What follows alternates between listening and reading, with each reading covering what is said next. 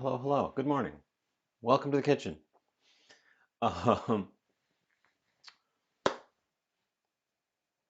so I never did that makeup stream that I said I was going to, and I had tons of time for it because we had a blizzard and I was in here for 2 days. So and I could have made something. Um, oh well. Today, today, I have an idea. It's not my original idea, but it's an idea. Potato candy. There are two different potato candies that I've run across in my reading. Um, one of them is called potato candy, and it's made with potatoes, but I have words about it. We'll get to that in a minute. The other one is called Irish potato candy, and it is not from Ireland, and it contains no potatoes. I'm going to make both of them, or at least I'm going to try to make both of them. I might have not have enough powdered sugar, which is we're going to talk about right now. The potato candy, which looks like it's a southern U.S. thing. Um, I've been looking at some reference recipes. The one I'm gonna sort of stick with, they're all very simple. Um, the one I'm gonna stick with uses half a cup of potato to 8 cups of powdered sugar. One of the other ones I found used no potato. I feel like there's not enough potato to call this potato candy. I'm going to call a full audible on it and make it with lots of potato, or at least not such a wild disproportion. Um, so yeah, that's going to be an adventure. We'll see how that works. Maybe potato just does not work. The other thing is I forgot to take my butter out of the freezer, so it's pretty hard right now. That's not ideal because it's supposed to be room temp so I can mix it into stuff. Not melted, but room temp. So that's going to be an adventure. Also, these recipes make. I suppose they're making candies, so they're making these very small, lots of very small things. But they still seem like they make quite a bit. For example, 8 cups of sugar is a lot of sugar. Um,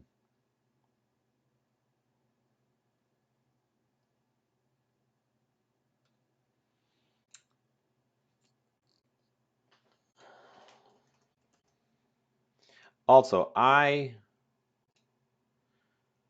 don't know that Shining Spear, welcome in. You're first. I don't know that I'd call either of these recipes candy because the sugar's not cooked. Um, they're confections, sure, but I think you've got to cook sugar to make it candy. Um,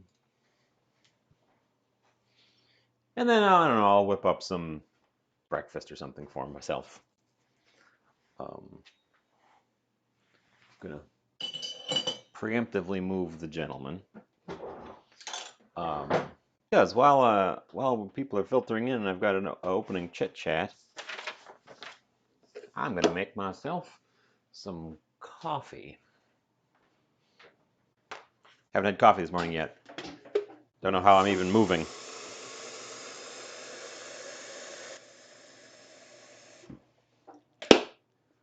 Ugh.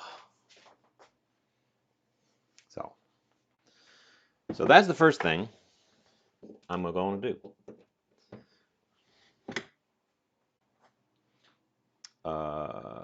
We can watch it happen, but it doesn't look like much.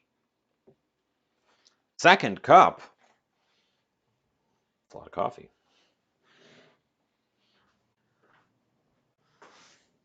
Also, welcome in. Um, my French press only makes 1 cup of coffee at a time, so I usually have 1 cup just as a matter of default. If I had a bigger French press, I'd probably have more than 1 cup, which honestly probably wouldn't be good. I doubt they make a 2-cup. Well, maybe they do make a 2-cup French press.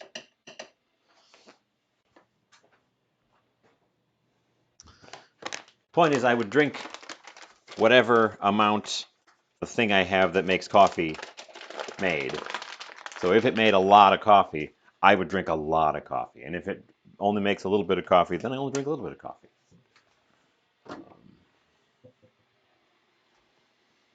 So we're starting with some coffee.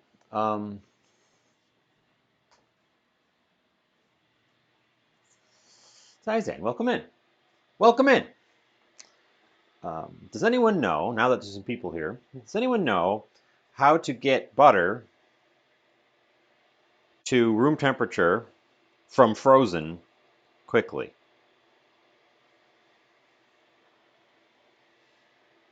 I forgot to take this out in advance, and it is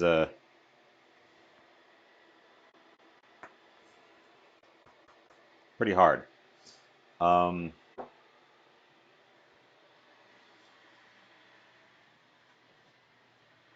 usually keep a stick. You can cook chicken that way. Someone tested it. But I think that temperature would be too hot and it would melt the butter.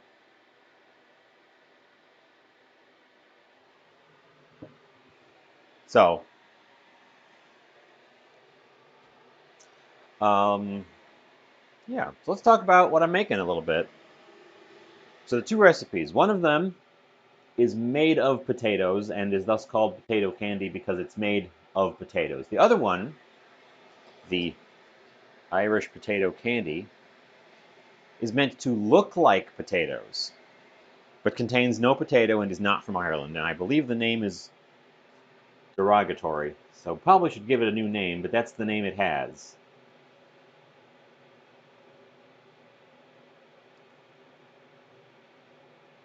And I'm not following either of these recipes very closely. We're gonna make weird decisions today. We're gonna make some weird decisions today.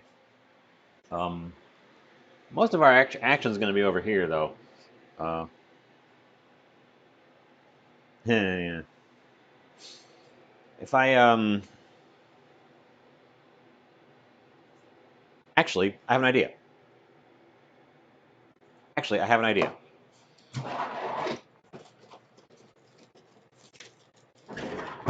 This can be another test.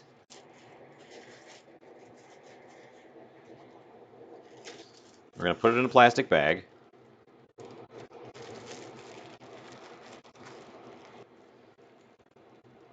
Take all the air out of it. We're gonna get a bowl.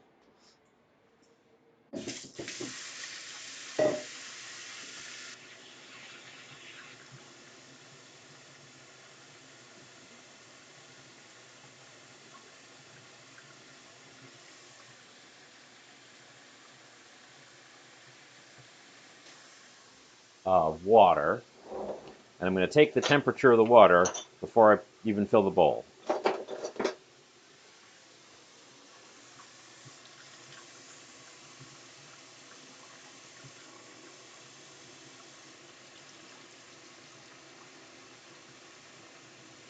Mm-hmm.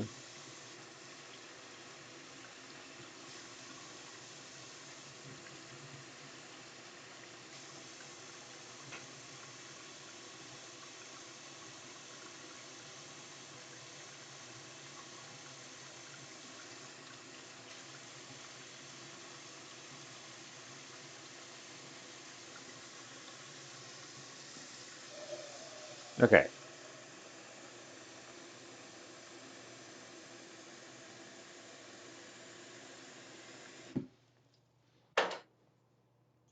Bowl of water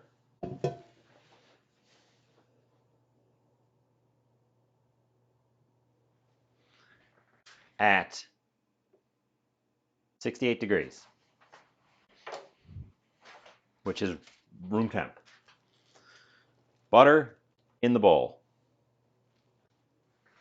It's not warm enough to melt it, and it's in a watertight container. So that should, in theory, work. I'm going to leave it over there so I don't spill it all over the place while I make my coffee. My water just boiled over here.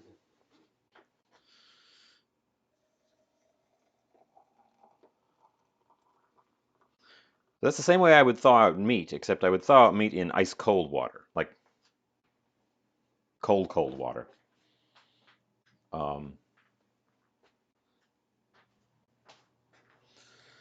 Let's pour the boiling water right over the top of it then. That's hot because it's boiling. Speaking of boiling, I do need to boil a pot of water with some potatoes in it. So we should probably get those started because they're going to need to cool off at some point as well. Peeler, peeler, peeler, peeler, peeler. I have misplaced my vegetable peeler.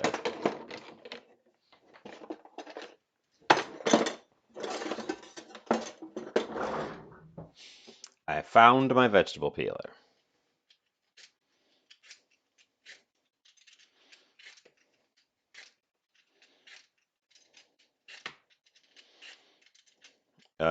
No skins in this recipe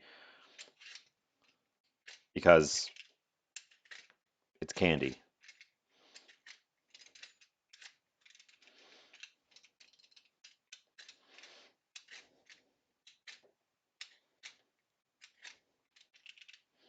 Probably should have done this over a bowl.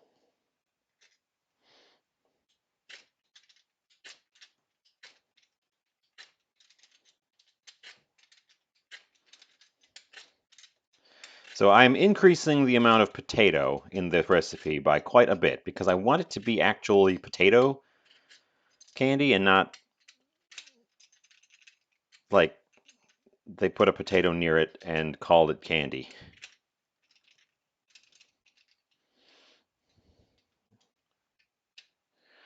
I'm gonna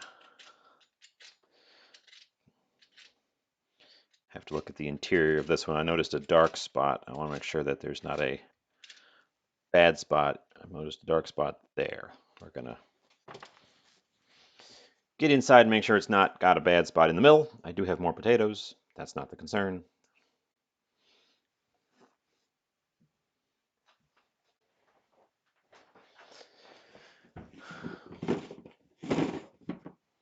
Okay, potato skins. Knife. Potato. Nope, we're good. Okay.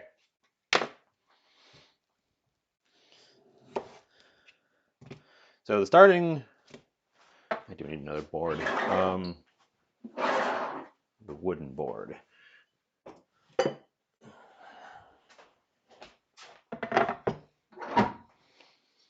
The starting point of our first potato candy is, of course, potatoes. Specifically, mashed potatoes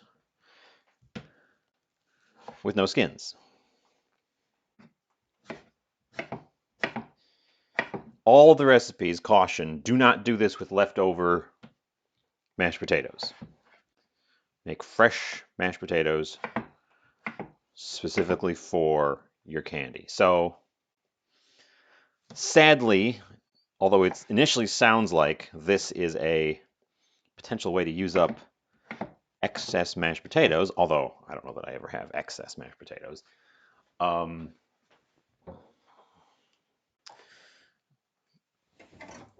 apparently don't do that.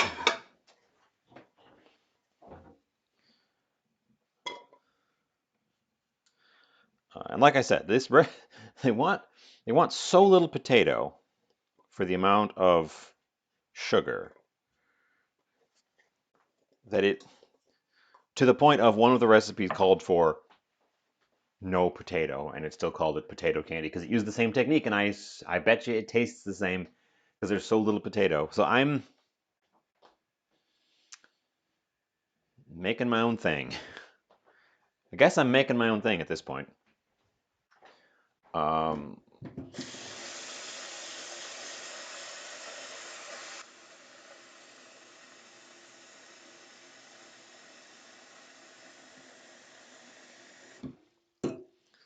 Let's get those 2 potatoes cooking.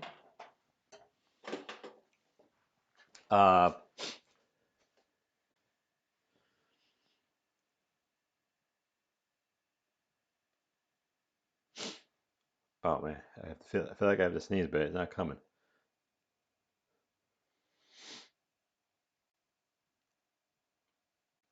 Oh, okay, that's gonna come back. That's gonna come back to bite me. Whew. Boiling potatoes. Uh, Boil your potatoes. The rule is, if it grows underground, start it in a pot of cold water and bring it up to a boil. If it grows above ground, boil the water and then throw the thing in there. Potatoes, underground. So we start them in a pot of water and then we bring the water up to a boil. My coffee is definitely oversteeped at this point because I've been distracted. So let's get it out of here.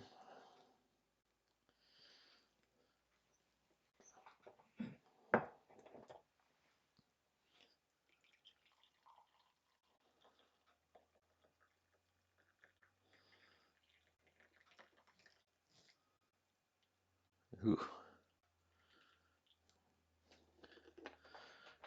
Filled the mug up very to the top. And then I like my coffee with just a splash of cream.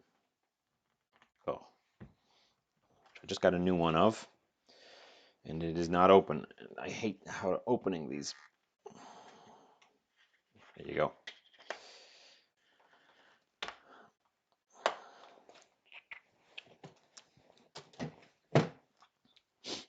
Just a dash of cream.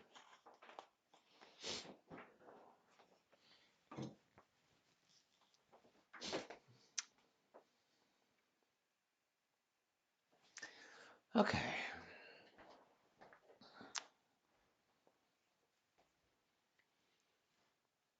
We don't need the temperature. We don't need the thermometer anymore. And actually, it's only had water on it, so I guess I don't even need to clean it.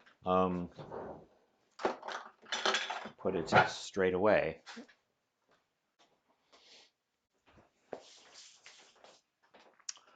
Okay, I'm gonna kind of bounce between these 2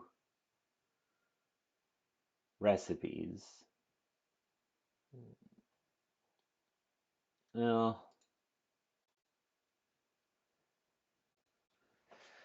I'm not sure if I'm gonna bounce between them because one of them takes quite a bit more time. The one with the actual potato in it takes quite a bit more time. But I also need this butter to be softened,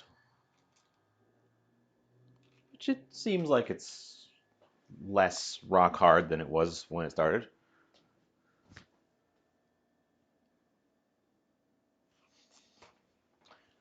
Oh, okay. Coffee. So how's everyone's morning going? Bright and oops. We had more snow last night, but then it's bright and sunny today, and the temperature started to come up a little bit. It's 17. But the bright sun means that snow is actually melting off of exposed surfaces. So I went out early and brushed off my car so the sun could finish it off for me.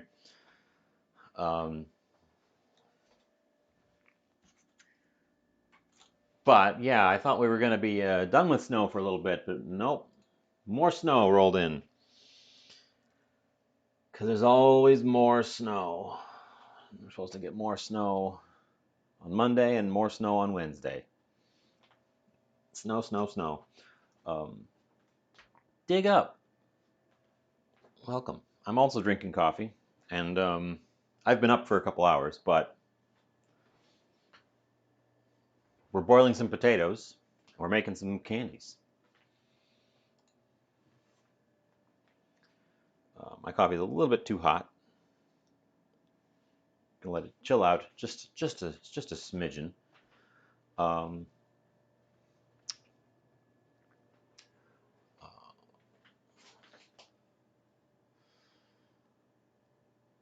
yeah. Okay. Um,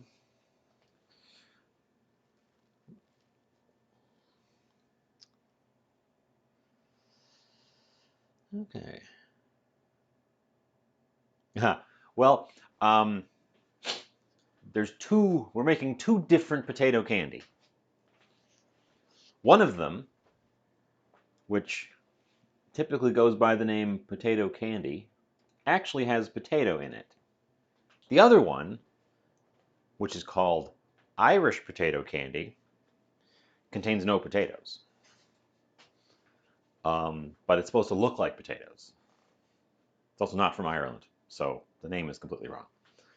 Um, I'm also not making this one the way the recipe says because I want there to be more potato in it. So this is more of a my recipe. Um, so we'll see if it works. We'll see how it works out. I've got powdered sugar. I don't know that this is enough. If this isn't enough, I've got regular sugar and a grinder to grind it into powdered sugar. Um,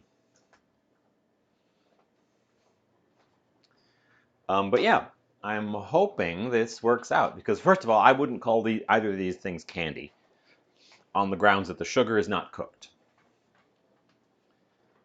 Um, I would probably call these confections.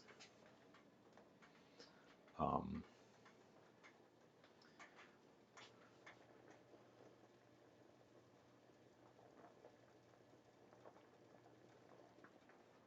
which I don't know if that's right, but that's in my head.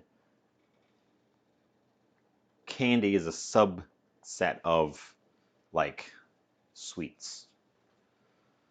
Um, but yeah, and also if you did Google it, I'm not making the one that's the most common one that pops up because I didn't think it looked very good. So we're partially in uncharted territory here. Coffee. But step one, I need to boil some potatoes, mash them, and then let them cool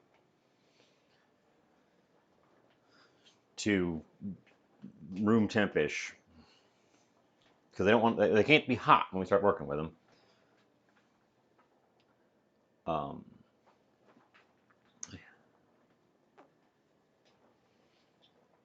what I was hoping was that you could somehow make candy out of potatoes without just dumping a bunch of sugar into them. And I bet you that's possible, but it would take ages because you'd have to like very gradually caramelize the potatoes because there's a ton of starch in a potato, but not a lot of free sugar. So you'd have to break that starch down into sugars and then candyify those sugars.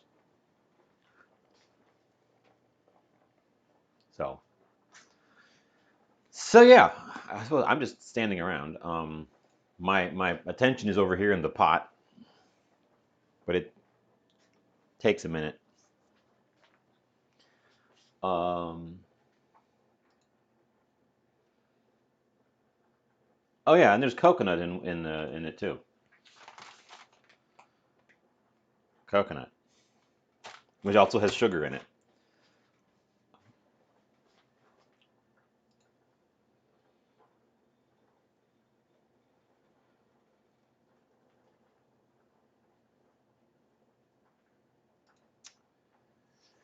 Okay. I neglected how much this hinges. I neglected to consider how much this hinges on the potatoes and how long it takes to boil potatoes. Um,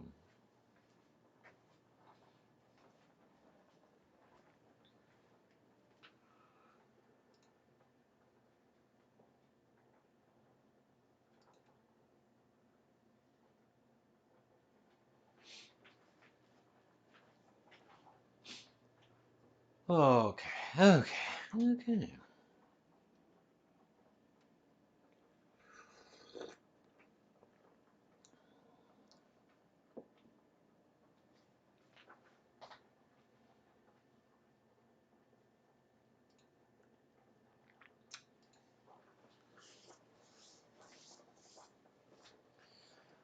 Okay, okay, okay, okay, okay. You know, this week I didn't do any work on this channel. What am I gonna make for breakfast?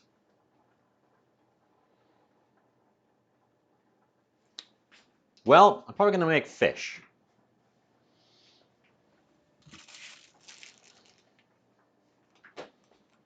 Because I was at the store yesterday, and at the meat counter, the person in front of me only wanted half of a piece of salmon, so there was a half of a piece of salmon.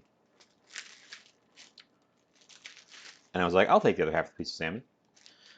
So I got a piece of salmon for $2 because it was already pre-cut. Um,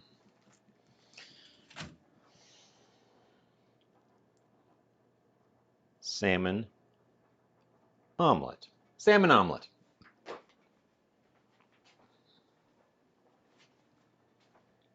Yeah, fish. I like fish. I would eat fish for every meal of the day if I could.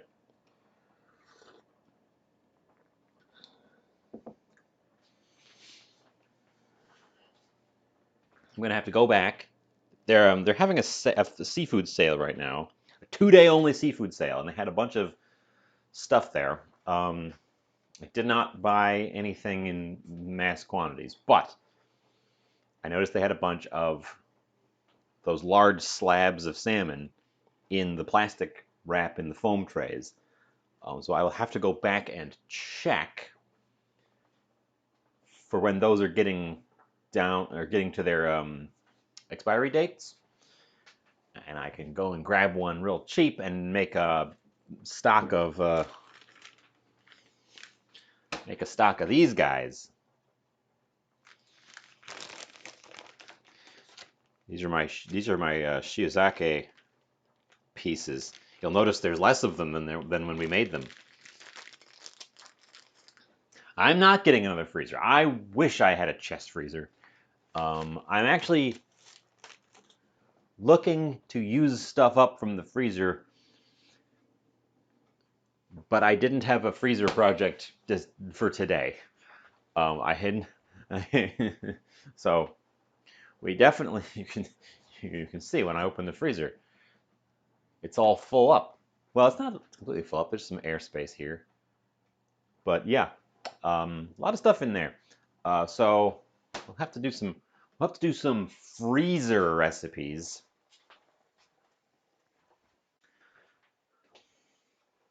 to really put a dent in that and make some room. Coffee's perfect temperature, hot but not scalding.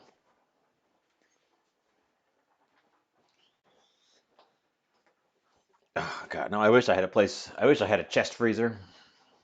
I would fill it to the brim. I'd get the Best Buy in town has a 4-deer freezer. It's so big.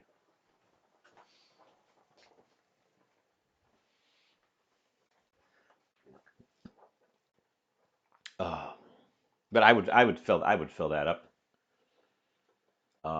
Things I want: large freezing storage space and a vacuum sealer, so that I can freeze large quantities of stuff.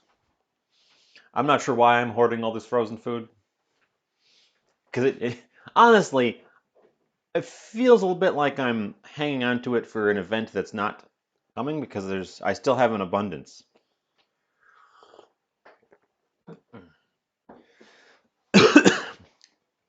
And that being the case, I should just work my way through what I've got. The apocalyptic event has already passed us, and I don't need a huge stock of frozen foods. Um, now. So yeah, you're right. We should work our way through some of that stuff.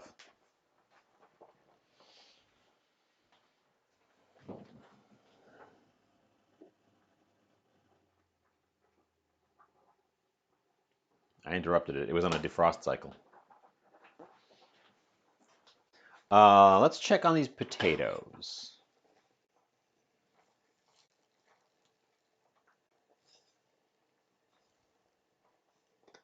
Hmm.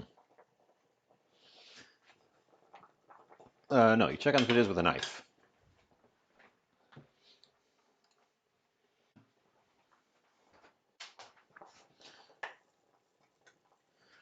Okay, you isolate a potato and you stab it. And if the knife slides in with little resistance, then they're probably ready to go.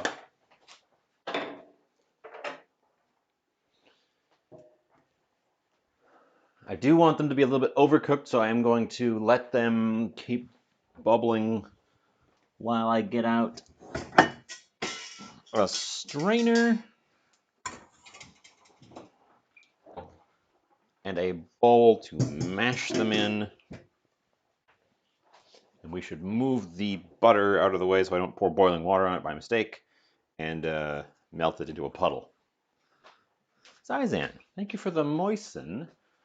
All I've got is coffee, and coffee is not a hydrating beverage on account of the caffeine. Where's my water glass?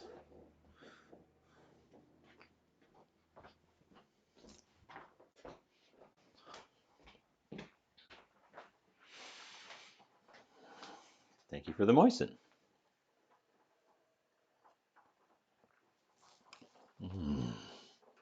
Moist.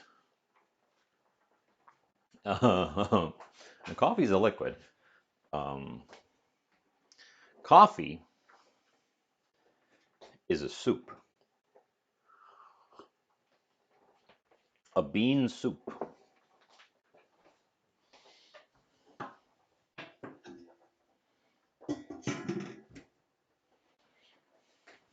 Okay, let's drain these potatoes.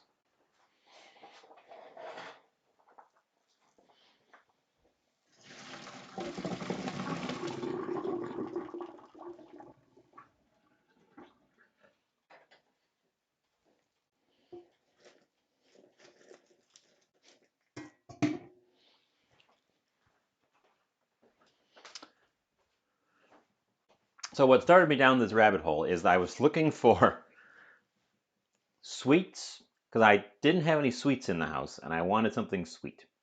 So I was looking for something I could make on short notice that would to scratch that itch, potentially without being actually massively sugary. And I had a concept to make chocolate potatoes, which it turns out is a thing that has been made, but nobody seems to know how it tastes, which is a little bit concerning.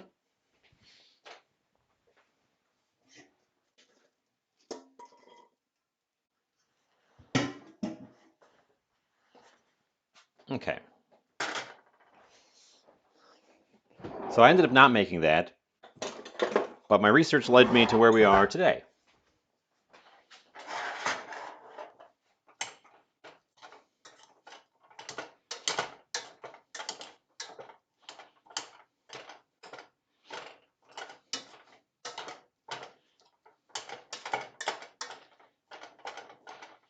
Mmm. Boy, freshly boiled potatoes just smell so good.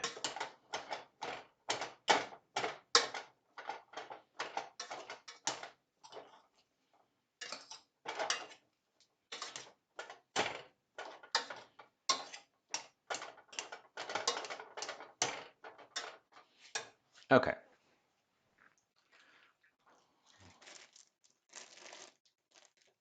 The butter's not soft, but it doesn't seem like it's rock hard anymore, so I'm going to call that a victory.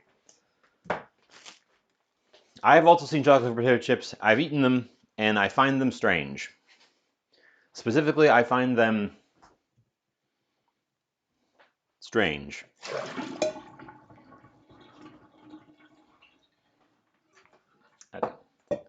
With our butter reasonably softened, I'm going to reuse the bowl that I had it soaking in. That seems to have worked as a quick method to bring butter up to room temp, but we'll see how well it's done in the middle of the butter. I suspect it might have only done it on the outer surface because it's only been in there for, what, 20 minutes?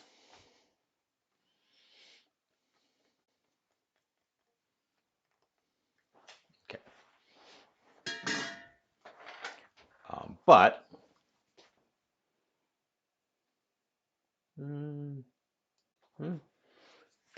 no, we're making potato candy. What if candy were potato? What if potato were candy? What if I looked up a recipe and then was like, that recipe doesn't have enough potato in it, and I added a bunch more potato?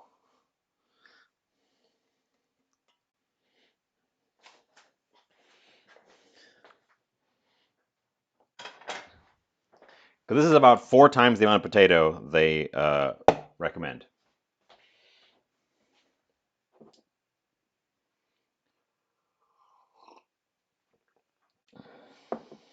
Because I want this to be potatoey. Because I like potatoes. Damn it. Hot take. Potatoes are delicious. This has been my hot take. They need to cool off a little bit so they don't just immediately liquefy the butter that goes in there.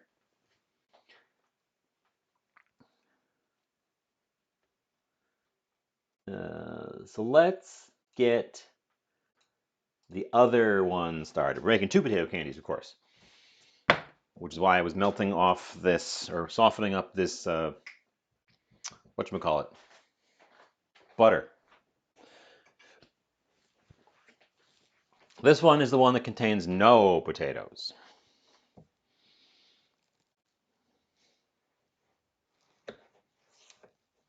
Hey, that worked great. I'm going to leave that side out in case I need more.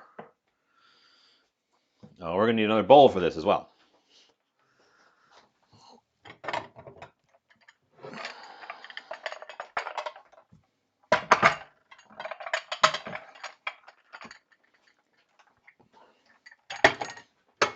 Now, don't forget to peel your butter.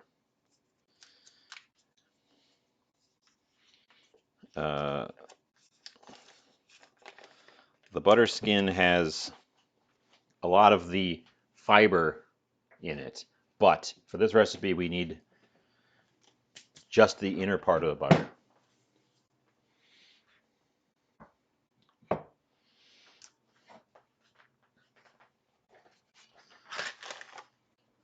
And a blast from the past. I actually can't remember how long this has been in there. Half a package of cream cheese, the edges of which have become very dry because it's been in there since I made that cheesecake. This is the same cream cheese, the other half of it. It is still good. I've been keeping an eye on it, and it stayed still good all this time. I know. Crazy, right?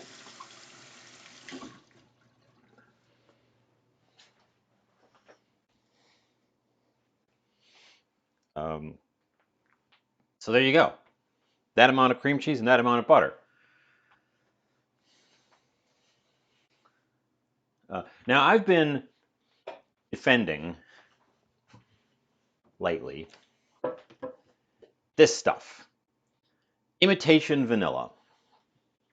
On the grounds that if you're adding vanilla to something with a bunch of other flavors, you're not going to taste all the complexities of pure real vanilla.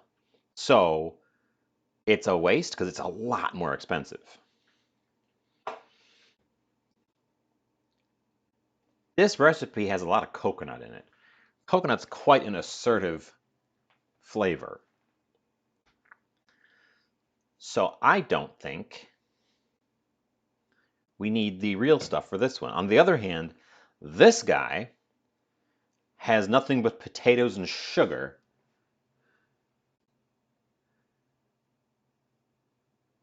Because I'm not using the fifth ingredient. So you'll actually taste the vanilla a lot more. So the real vanilla is going to be used over here. But for this guy, I'm going to use imitation stuff because you're not going to notice the difference as far as I'm concerned. I got into this argument about truffles. I learned a lot about truffles this week. Truffle flavored stuff, truffle oils, all those things. They use largely imitation truffle because imitation truffle is extremely shelf stable, whereas real truffle, even when you try to put it in stuff and preserve it, breaks down very, very quickly. The issue is that they'll often not say anything and charge as though it were the real truffle, and that's no good. But people were defending this. Okay, I admit I got into a Facebook argument with strangers, and don't ever do that. By the way, don't ever do that. But I did that, and I do that.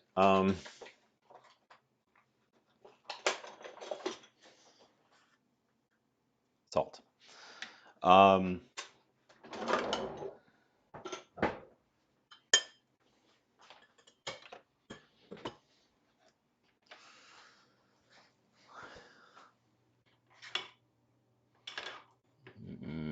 Mashing stick. This one.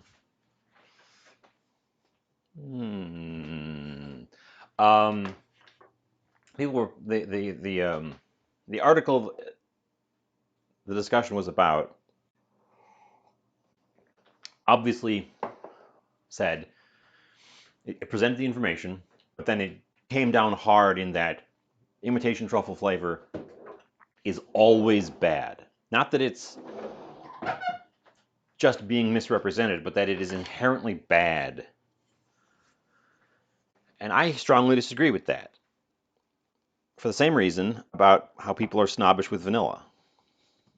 Sure, don't charge, if you're using imitation vanilla, don't charge for real vanilla prices. But they have different applications. Don't discount the imitation stuff as bad. Just understand where to use it.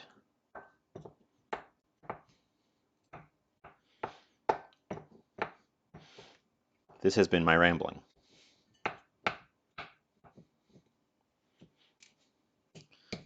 Ugh.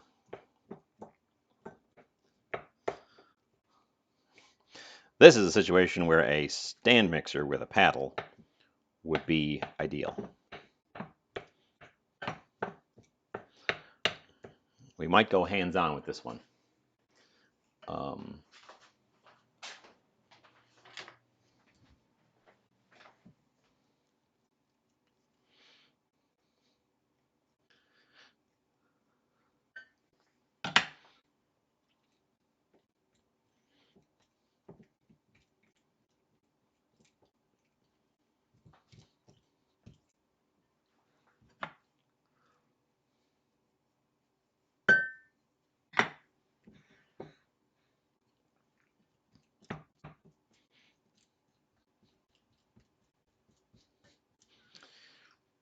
We might just go hands-on entirely with this one.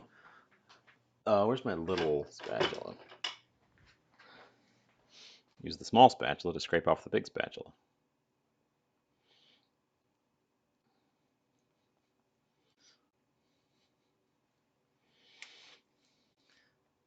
If there was another liquid ingredient to this, I would add it now to loosen this up, but there's no other liquid going into this.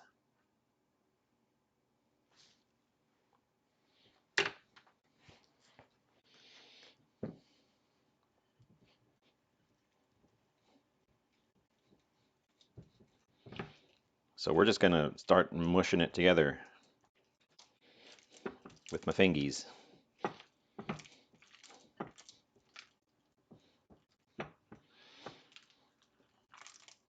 Because it needs to be evened out.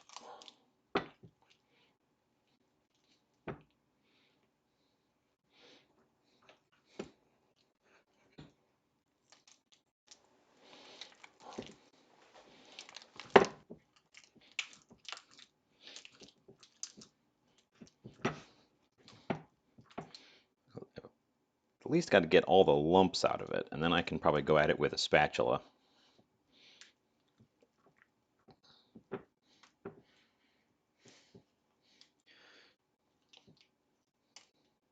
For those of you following along at home, and I know you are, don't do this part that I'm doing right now. Buy a $400 stand mixer and make that do the work for you.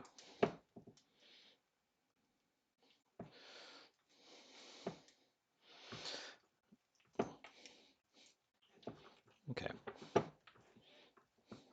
Also, be sure that your cream cheese and butter are both very room temperature-y.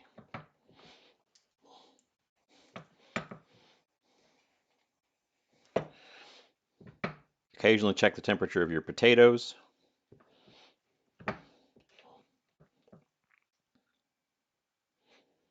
Okay.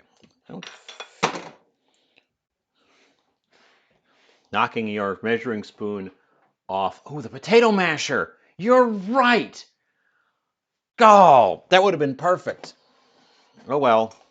Too late now. Oh, that would have been perfect. Oh, man. Okay, for those of you following along at home, go back and use the potato masher that we already got out for the actual intended purpose of mashing potatoes. Oh, man, that would have been perfect.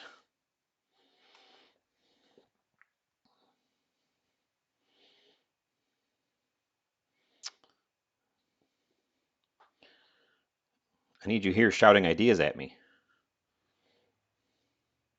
Speaking of shouting ideas, I had an idea that I'm going to shout. Because you can tie in a Discord call to your Twitch channel and have live voice chat.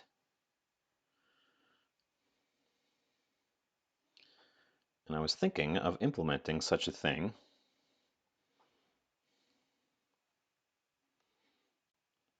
Limited to people I know well, of course. No randos jumping in.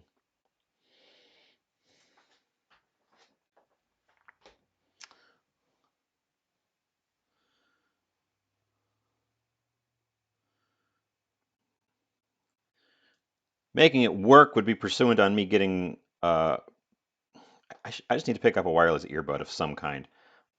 That's ultimately the missing element to all of the things I try to do. Is just to have a low profile, one ear listeny thing, so I can hook up all these things. That's why I haven't done music. That's why I haven't done anything else with sounds, is because I don't really want to have the big headset on. And the only earbuds I have are wired.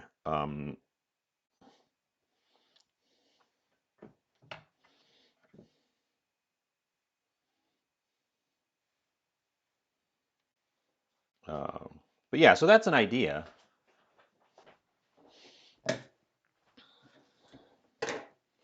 And who knows? If people are clamoring to get into it, you can charge them $20 on Patreon, and you get access to the voice channel. And then it's like, ooh, money.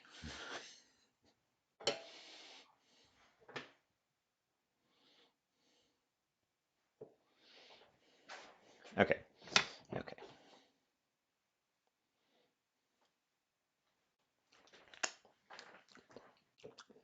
Oh, that doesn't taste good at all. That tastes negative. No siree. Wash my hand real quick. Oh, that combination does not work.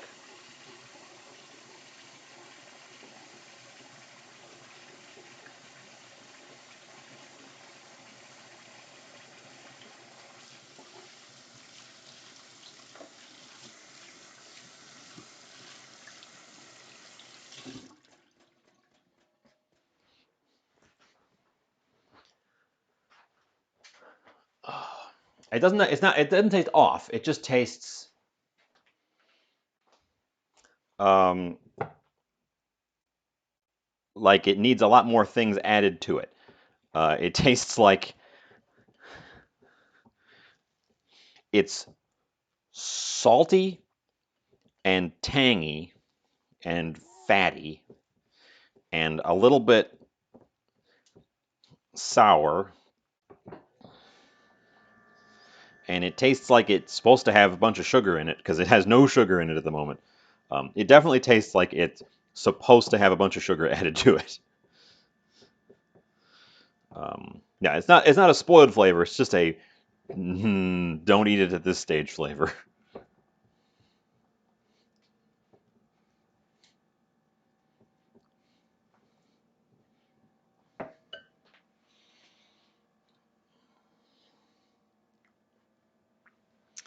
Um, because the next step is to add sugar.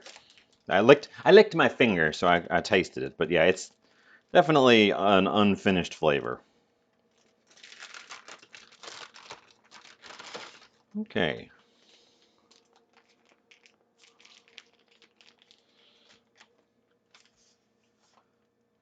Powder sugar, which we'll be adding. I'm supposed to add just an absolute ton of this stuff.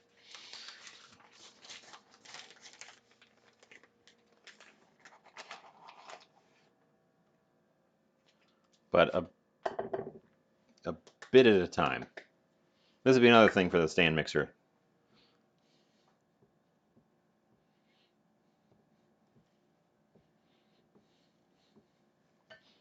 We need the little scraper on hand. Didn't expect the powdered sugar. Why not? This is a sweet. We're making sweets. Or was that a reference to the last time you didn't expect the powdered sugar when I was making fish?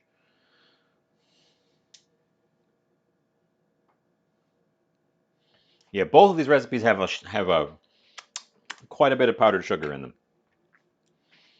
I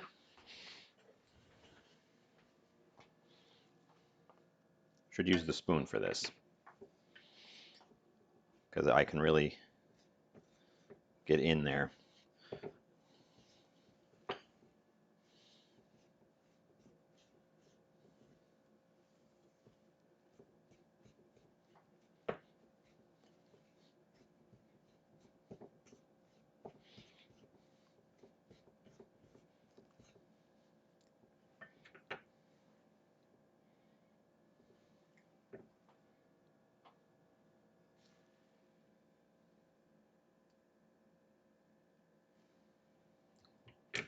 I suppose, but this isn't cookies. Butter and sugar, and then there's no baking and no flour.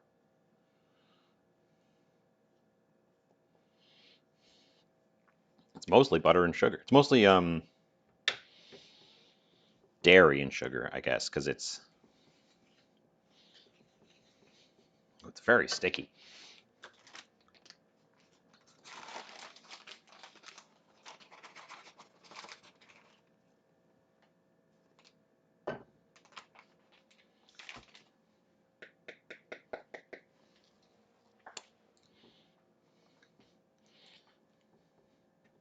So sugar, powdered sugar, all sugar, but powdered sugar, because it is so fine and has so much surface area, is very, very hygroscopic. So it sucks the water out of whatever you've got. And it'll keep grabbing on and forming a paste with just a tiny, tiny, tiny bit of liquid still in there. That's how you make an icing. You just add a little bit of a milk or cream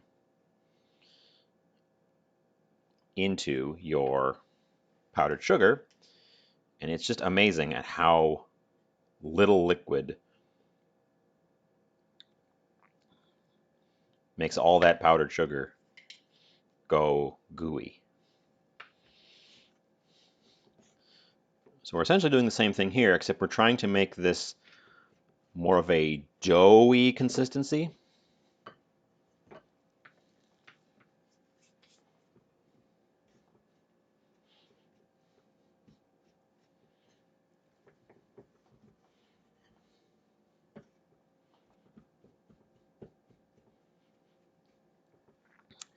I should have picked up another package of powdered sugar for this, because both these recipes ask for a lot.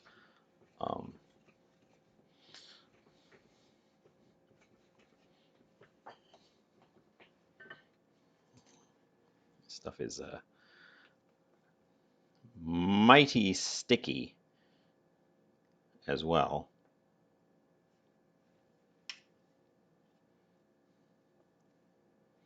Because it started out sticky, and we're just and we're thickening it.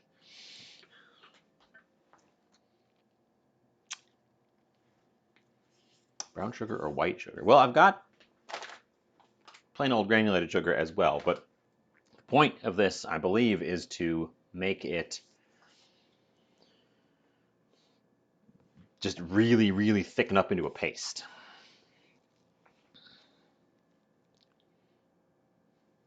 Let's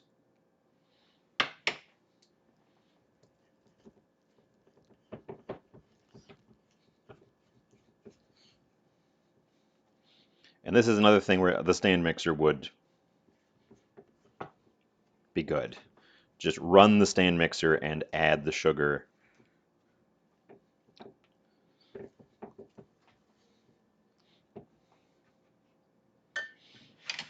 I'm gonna go ahead and move the board because it's trying to spin on me.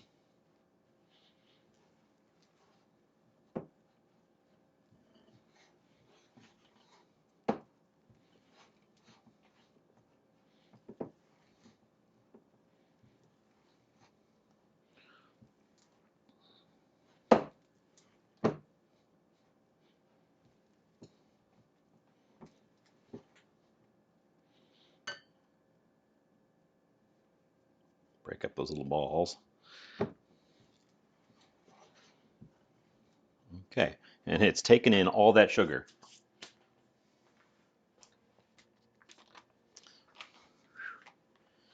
Like I said, I'm not sure I have enough powdered sugar. I'm not sure I have enough powdered sugar for this.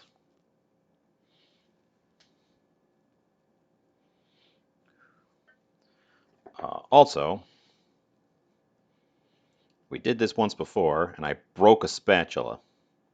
So as this thickens up, we need to switch from our silicone spatulas, which can break under the tension, under the pressure, to our wooden tools, which are much stronger.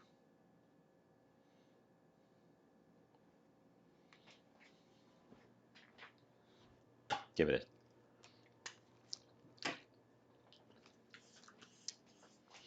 very sweet.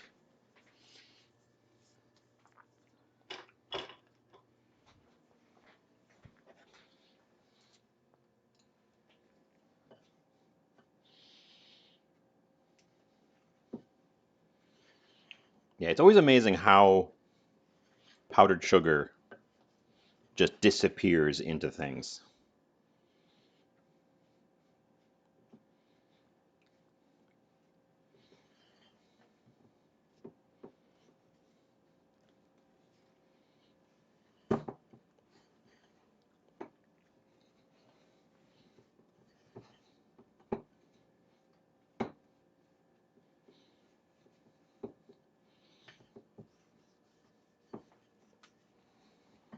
Ugh. Ugh. A little bit tough on the wrist. This is also a way to use up my powdered sugar, so I didn't want to buy more because I've had this bag of powdered sugar in there for ages. Um, it doesn't go bad, but it takes up space, and I don't use it very much. So we're going for a use up scenario here.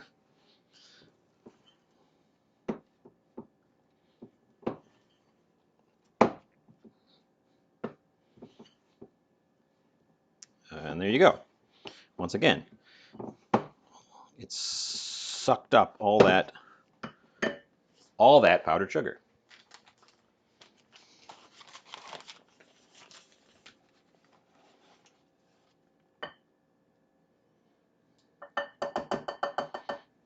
And yeah, it's a lot of sugar because this is candy or confectionery.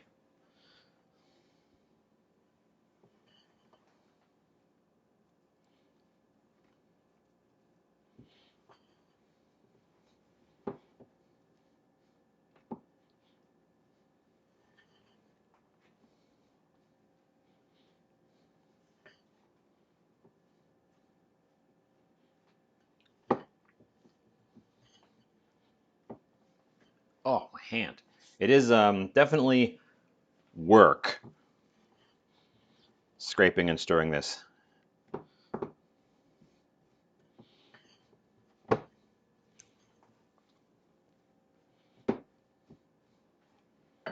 Ah. Oh, okay. Give my hand a break for a moment.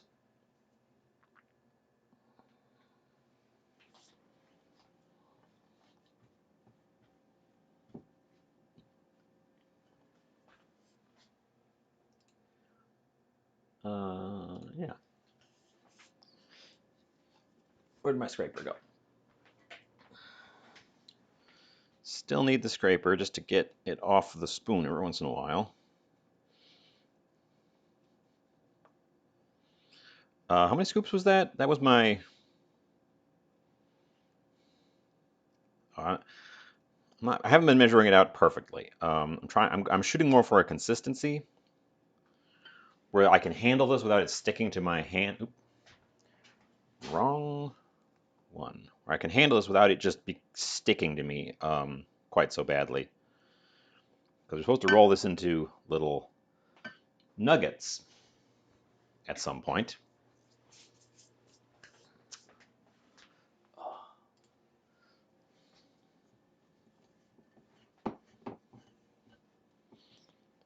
So that was my fourth scoop, heaping scoop.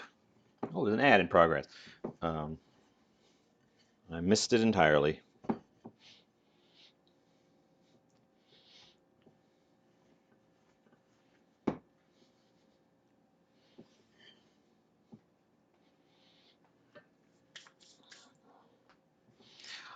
So I should do that thing LaFay's got going on where she's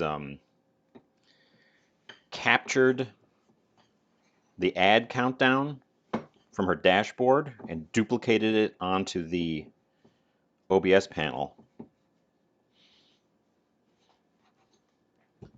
And then is broadcasting the ad countdown so that everyone knows when an ad is coming up, not just her.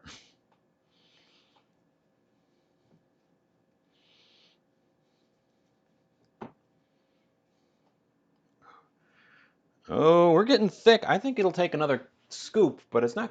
Once again, wrong one. I think it'll take another scoop, but it's not too much more.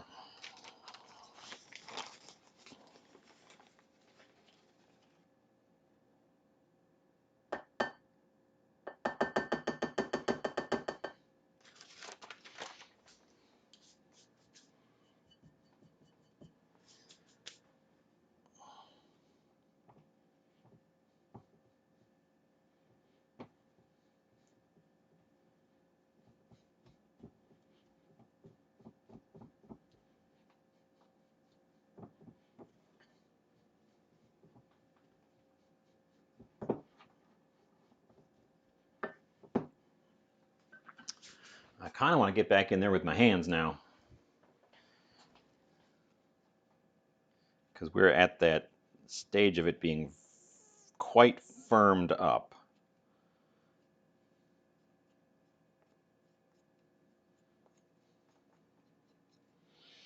And it's starting to crumble around the edges. Now it hasn't taken in all the sugar yet, so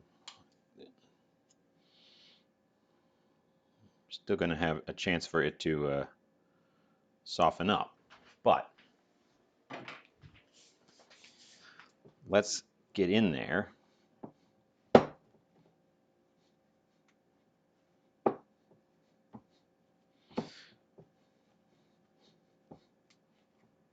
And make it doughy.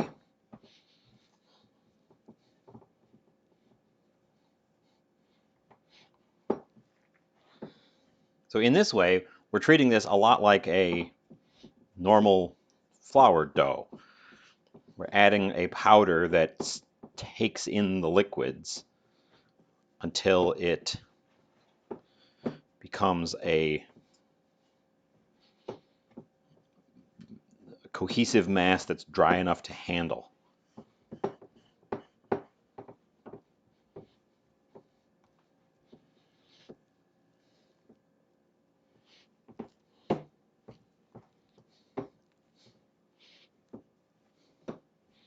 But we don't have to worry about overmixing this because there's no gluten, because this isn't flour, it's sugar. So it just needs to be, there's nothing in here that can overmix.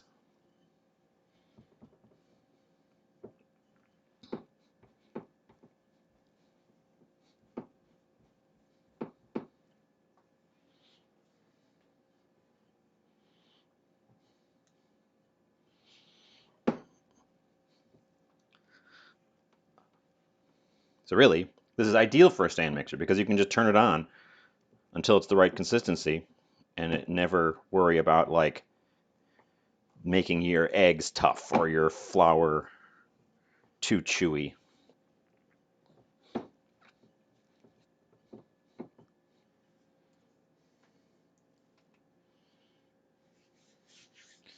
Try to get, it is still sticking to me a little bit, not really badly. We're very, very close, I think.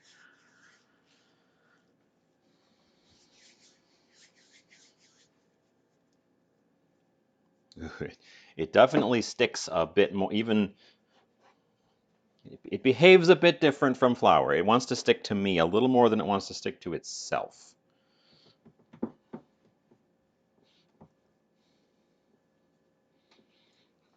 But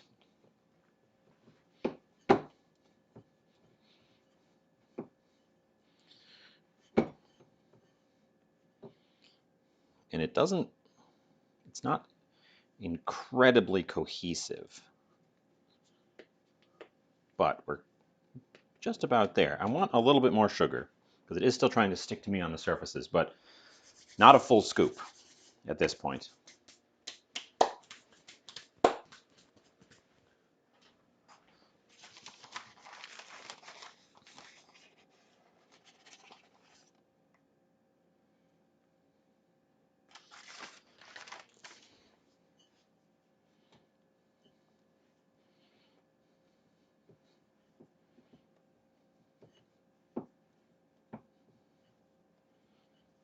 Okay.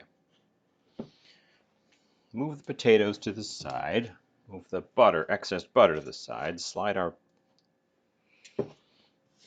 sheet over and scrape up our surfaces. Get this guy out of his bowl. We're at the stage of getting him out of his bowl.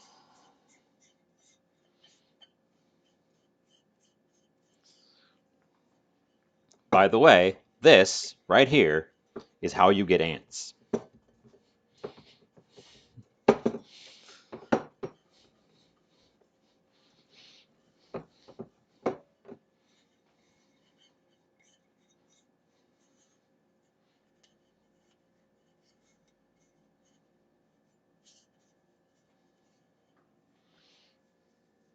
You spill powdered sugar all over the place. Gonna have to go over the kitchen with not just a broom, but a vacuum and a mop. Get all this up.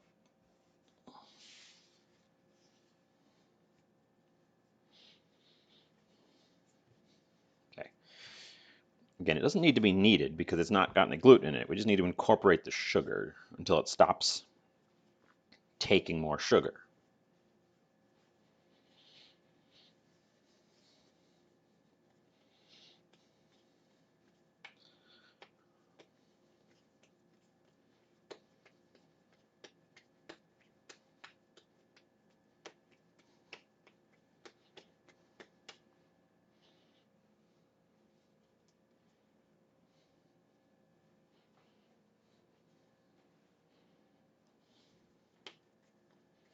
Fortunately, it's winter, so there's not a lot of ants roaming around looking for new food sources, so I have time to clean this up before I did in the summer. They'd be in here before I was done cooking, probably.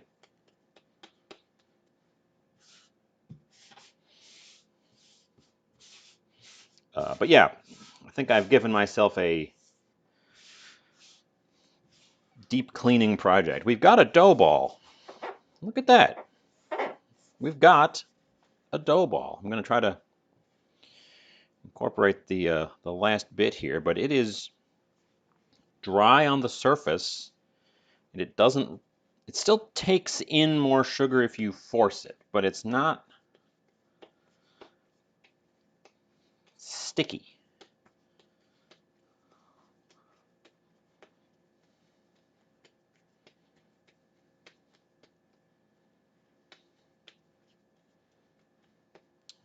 I actually don't think it can take any more. I think we're done. Gonna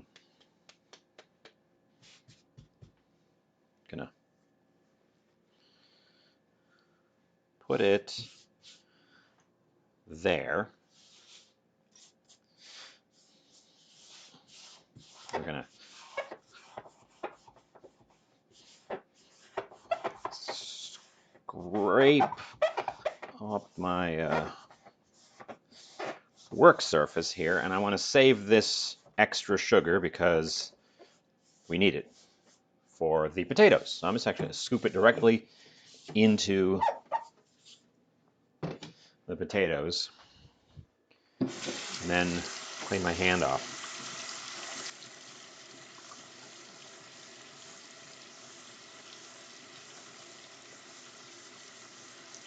Okay, well, that came together and with less sugar than initially called for, so I think we'll have enough to go around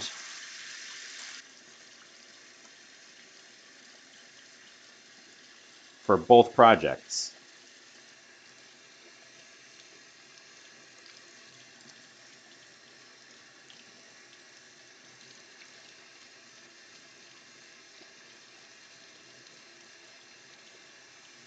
Okay.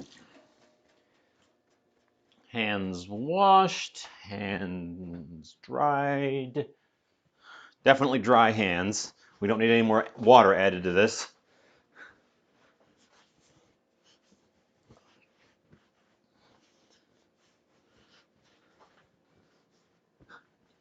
I'm worried it's going to become sticky just by sitting there. Okay, while we were doing that, these guys cooled off plenty. So I'm going to let this one rest on the side. Yeah, he'll be fine. Rest on the side for a little bit while I start experimenting with our potatoes.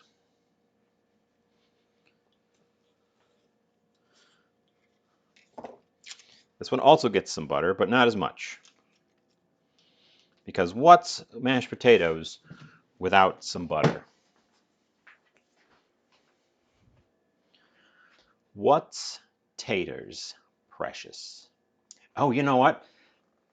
What this guy needs, I'm going to let him sit there for a minute, but he's not done. He's actually not done, so he's going to go back in the bowl to wait. He's not done, because he's supposed to have coconut in him, too. Which you add after the sugar is incorporated, so we're at that stage with him.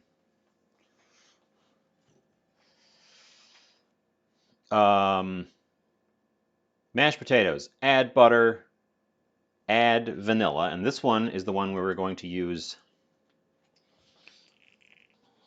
real vanilla. Oh, I haven't used my real vanilla in a while. It went crusty. We're going to use real vanilla because there's not much else for flavor in this one. Oop, and that's the end of my real vanilla, so good thing I didn't use it for both of them. I would have not had enough.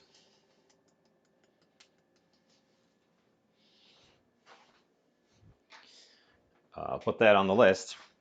Real vanilla, but real vanilla, but.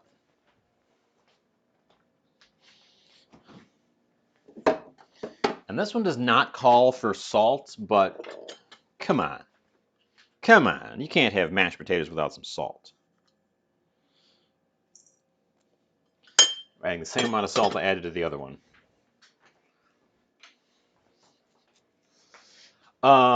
Again. Oh, this one says use an electric mixer instead of a stand mixer. Fascinating. How much you use depends on how watery your mashed potatoes is, as well as the ambient humidity, which is very low right now.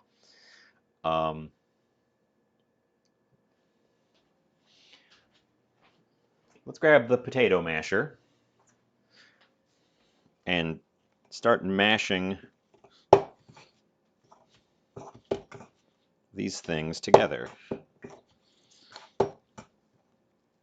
You can overwork potato, so be aware.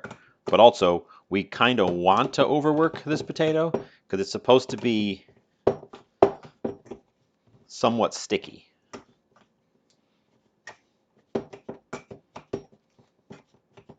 Good shout on the potato masher for incorporating softened butter into things. I wish we would have thought of it for the first one. I will keep it in mind for future softened butter projects.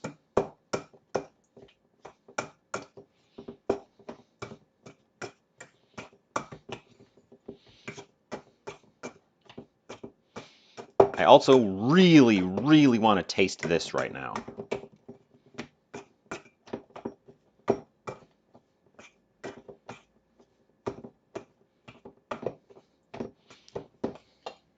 Because this is mashed potatoes with butter and salt and vanilla.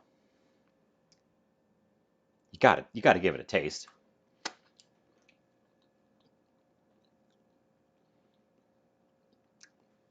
It tastes exactly like that thing I just said.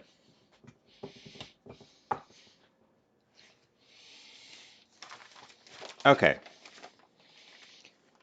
Same process for this one.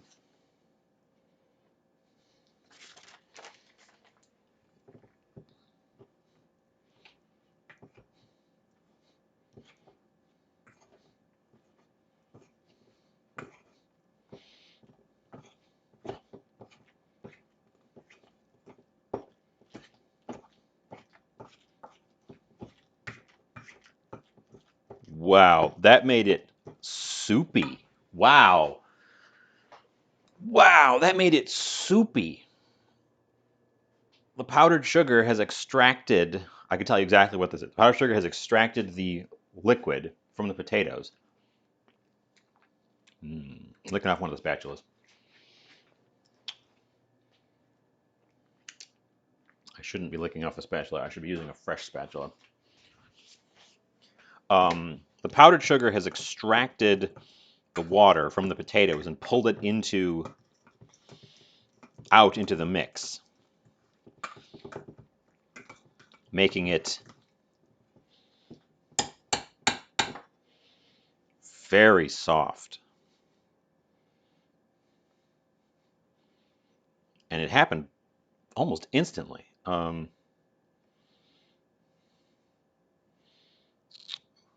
We might not have enough powdered sugar for this. I might have to go with regular sugar.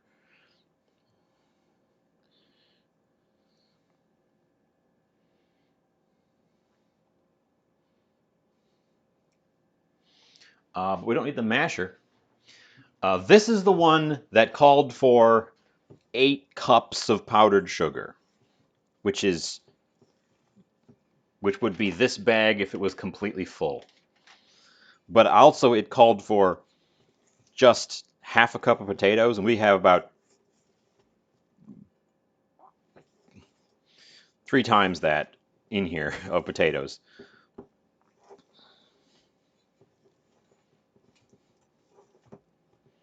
It's thickening up a bit as well as I work with it. It became less soupy pretty fast. I just need to make sure to stir this one and get it all incorporated.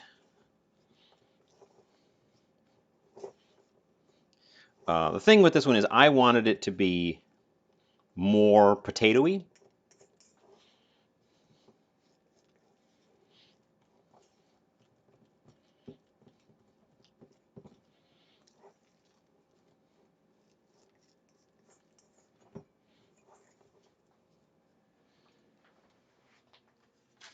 Yeah, this is the one I'm not following the recipe for.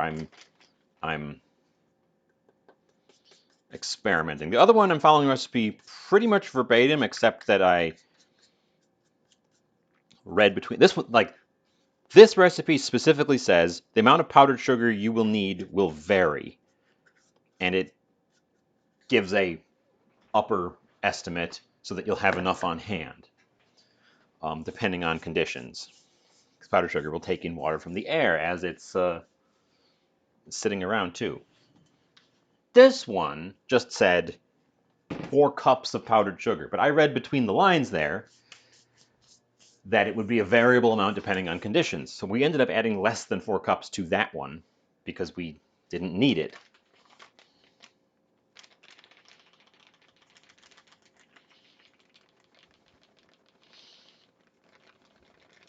So I'm probably going to add the entirety of this remaining bag of powdered sugar and see how it is, and then we can decide if we need to add more to thicken it up.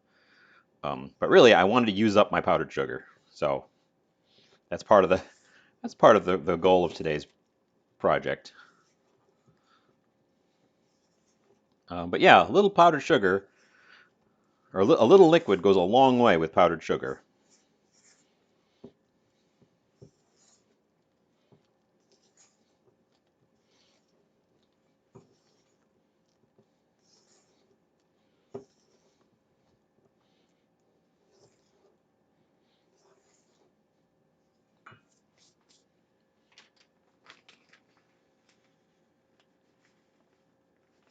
Oh heck, we're going to end up using the whole thing.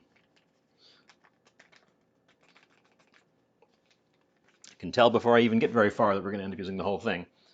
So, and yes, it's a lot of sugar. But again, both of these are presented as candies. So, yeah, sugar.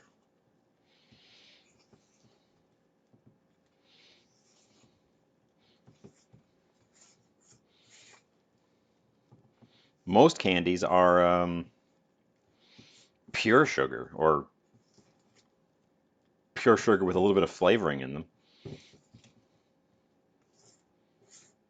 Okay, I understand the quantity of sugar for this one now, because the extra water in the potatoes is preventing this from forming a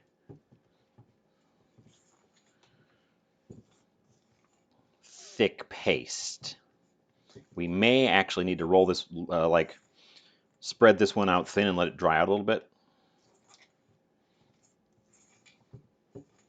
Interesting.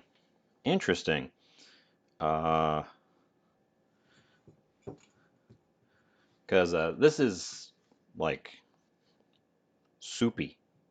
At this point, this one was not going to turn into a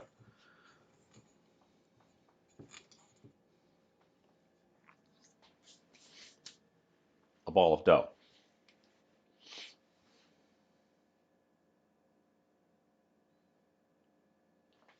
Which is too bad, because it's the one I'm more interested in. So I guess I'm going to add sugar to it until it does.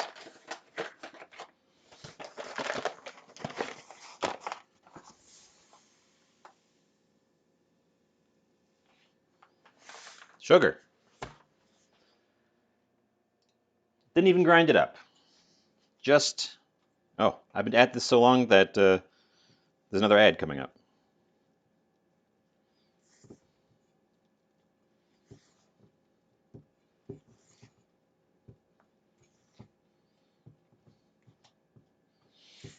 Boy, that just dissolved.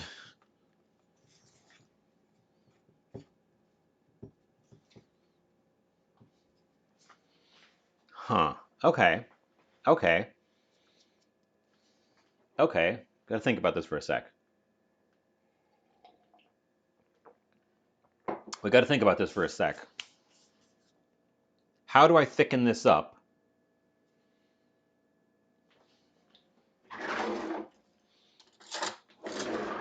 Let's taste it.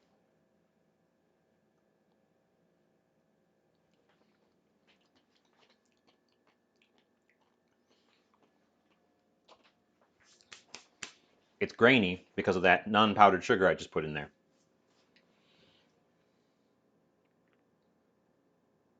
So if we add more sugar, we've got to grind it up. We can't add it in granular form because it's grainy right now.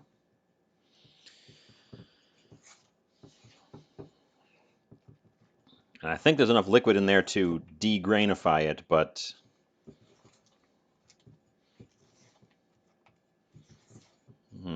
how do I thicken this up? It also doesn't taste very potatoey. I wish I had like instant mashed potato.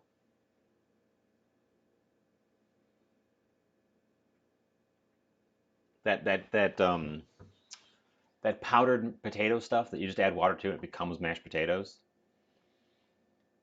I wish I had that here because I could add some of that to thicken this up without adding a bunch more sugar.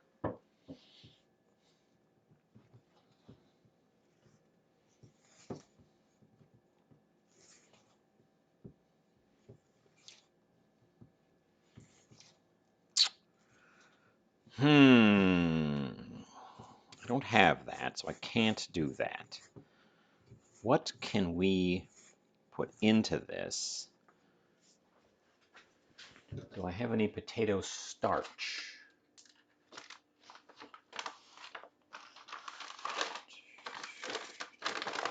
No, I have tapioca starch.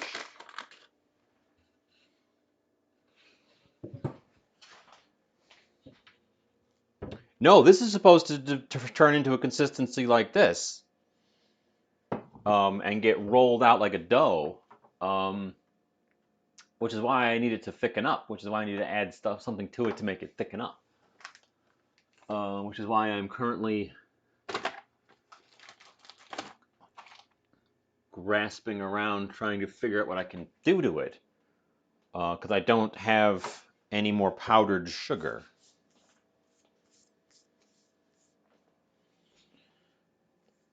Because neither of these are meant to be cooked, aside from the boiling the potatoes at the beginning.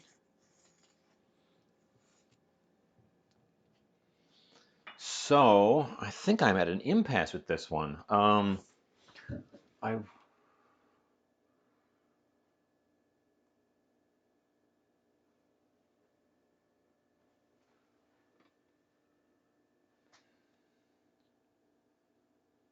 I'm sorry. I'm racking my brain trying to figure out what I can do, what I've got.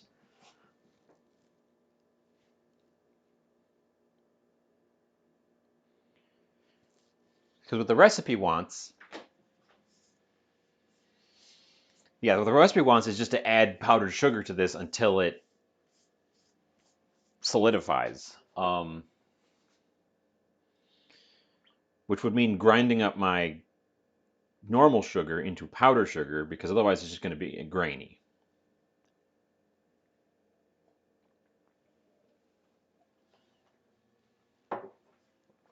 I also wanted this to be a little bit potatoey, which is why we use a lot more potato. You can barely taste the potato. So we've already kind of lost. I wish I had potato starch, because then I could add that to this and it would keep the potatoiness.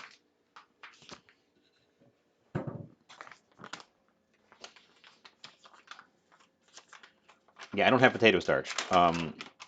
The closest thing I've got is tapioca.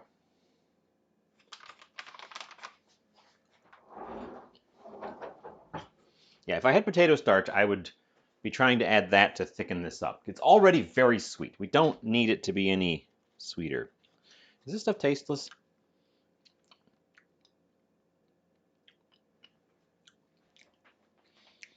Tapioca is approximately tasteless. So I guess I'm going to use tapioca.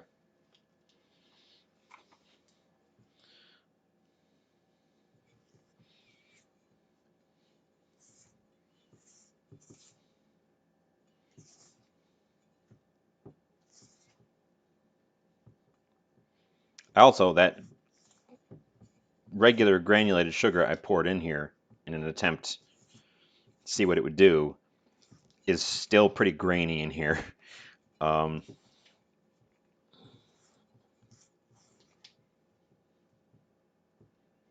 It didn't really incorporate very well.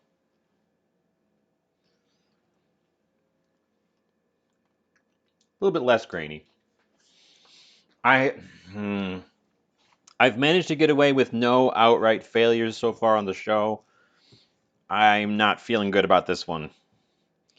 I'm not feeling good about this one. That scoop of tapioca I added to it did not significantly change the thickness, which means I would be adding a lot to make this come back.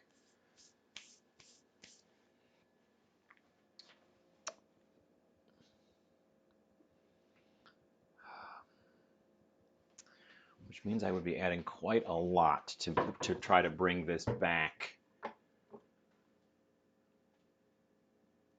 And I don't really want to waste a whole bunch of tapioca flour on this.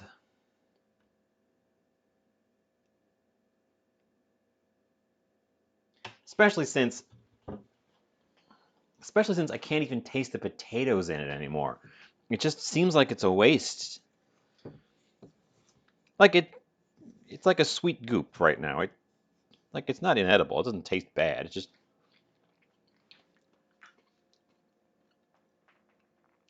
just has a weird texture, and it mostly tastes like buttery sugar. We could try baking it.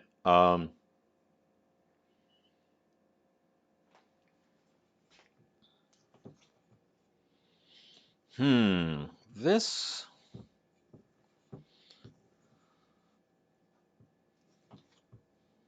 We could try baking it. I wouldn't know how long to bake it or at what temperature.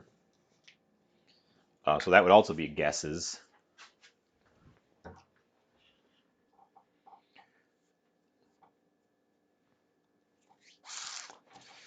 Okay. Salvage, salvage. Yeah, we could just add normal flour to this until it becomes a dough and make it into cookies. Potato cookies.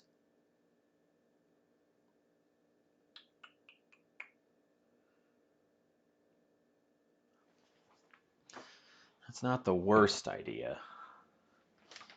That's not the worst idea. I think I might actually try this again sometime, but with some of that, what I said, the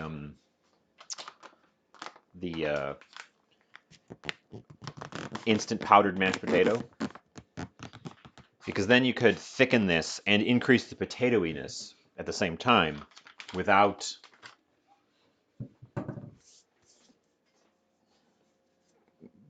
anything else. Um,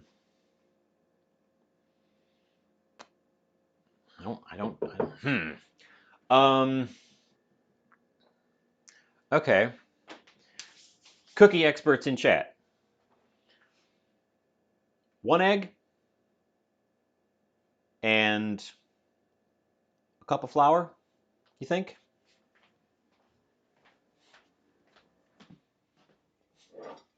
My eggs are kind of big, so.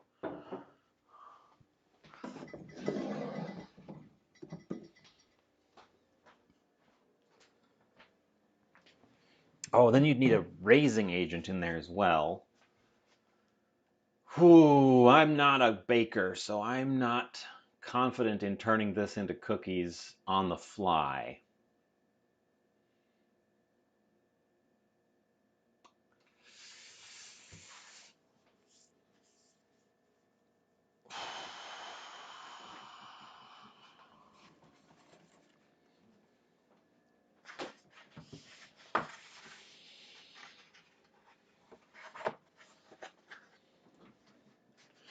Okay. Okay. Well, the other one seems to have worked out, so we've got one result today. Yeah, okay. Egg.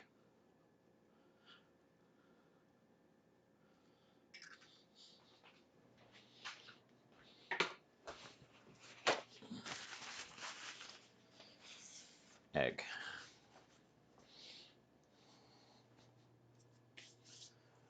Um,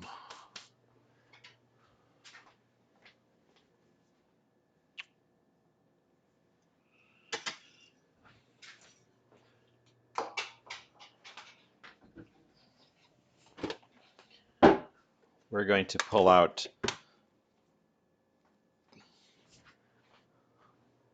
some power for this. Yeah, I guess we're making potato cookies. I think we're gonna need a bigger bowl too. But let me get the.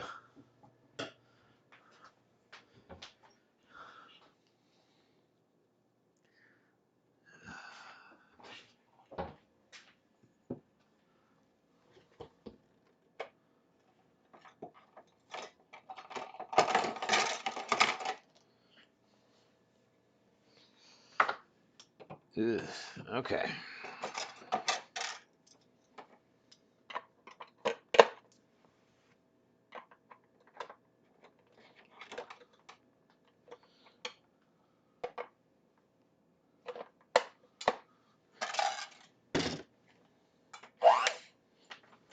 Okay.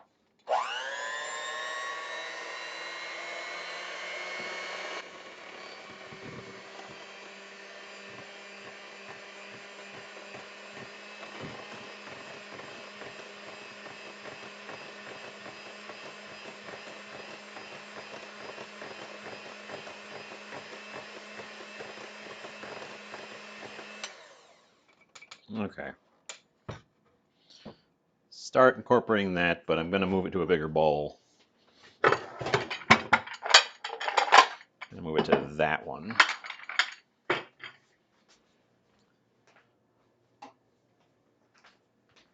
Oh, and I'm dripping like crazy.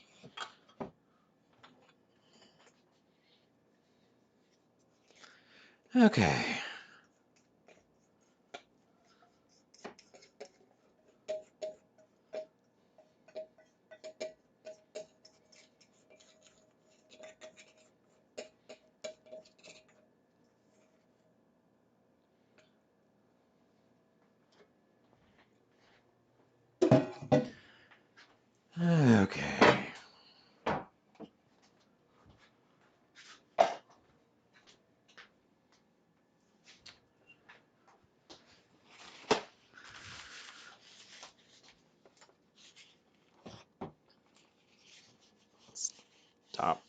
dripping.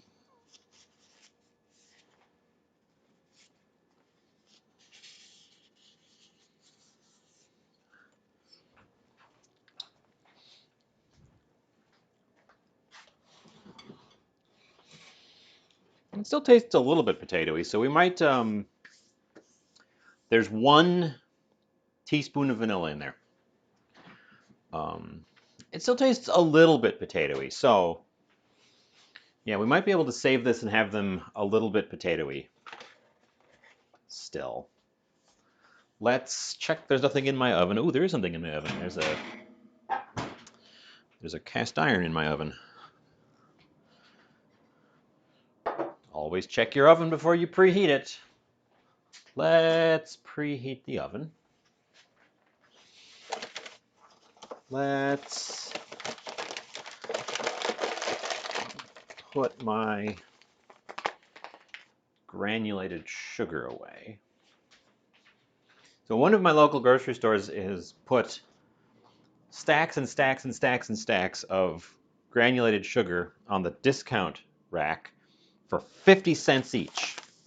And I was like, "Ooh, nice.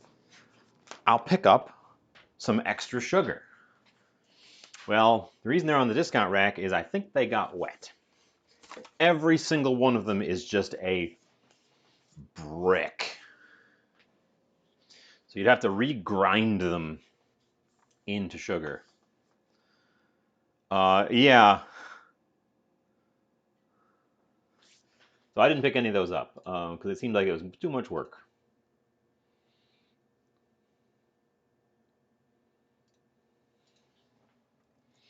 Yeah, trying to turn these from where we are into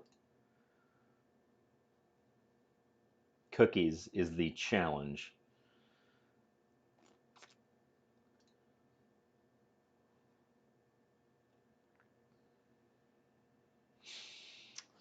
That's the challenge, because this wasn't intended to be a cookie recipe when we started.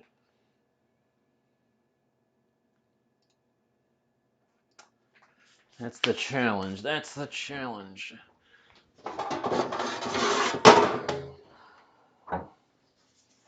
Get out our baking sheet. Open up the tower of flour. I don't know that cookies are easier on the fly. Following a recipe,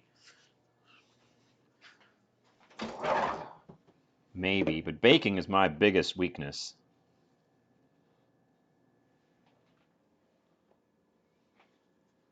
Oh my God, Violet. Oh, we're being raided by Violet. Welcome in, everyone. Welcome in. I can't pronounce that first one. I'm sorry. I'm not going to even try. Booksnail, Jandria, Chronically Eve, Ryua, Sunjana, Werinia, and Violet yourself. You've come in to an adventure. Welcome in. Welcome in. I saw you were playing a game earlier. I lurked briefly, opened up some card packs. Um, um, you've come into a thing. This bowl of goo was meant to be potato candies, and it's much too liquidious. The other potato candy, we're doing 2. This one came together. This one's a nice sort of doughy consistency. We can work with this one. This one is not coming together, so we are pulling a hard turn and attempting to make it into potato cookies. But I'm bad at baking, so Saizan is helping work out how to turn this into cookies.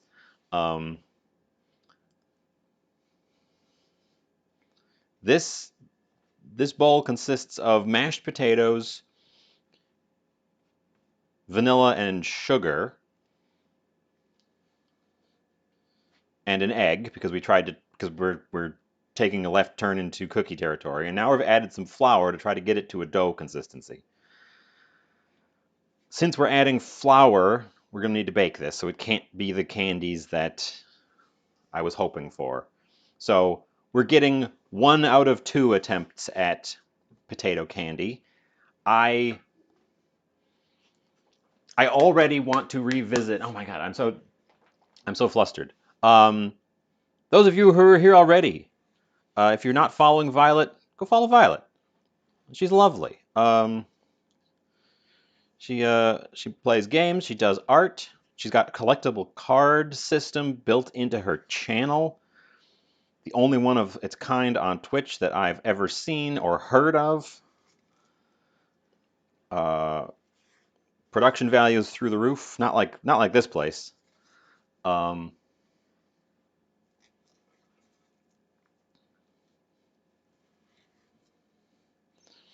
What I've got going on, for those of you who just arrived, what I've got going on is I mostly cook. Lot of trying things out, experimenting with stuff I've never done before. For the most part, they've worked out. This one is our first like pretty significant not worked out plan. I also have been, although they're really expensive. I've been getting into Lego, so you'll see me doing some Lego sometimes. I'm still working out the sound problems with my Switch, but I've got a Switch, so we could get Switch games whenever I figure out the sound problems. Oops.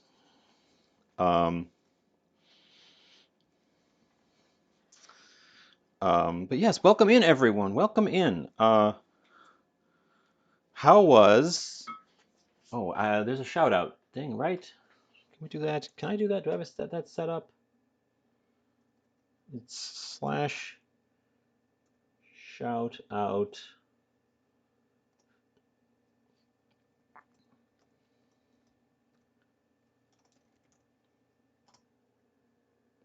Bam! There you go. Use the actual tools that are included in this program.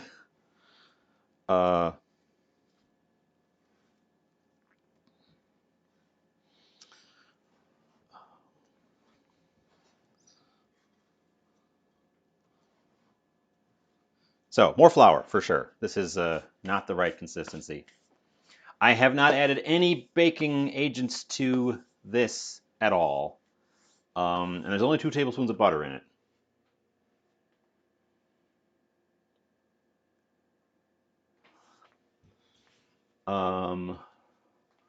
What have I got? I've got baking soda, baking powder. We still need more flour because it's still kind of goop. So yeah, any baking experts, a cake.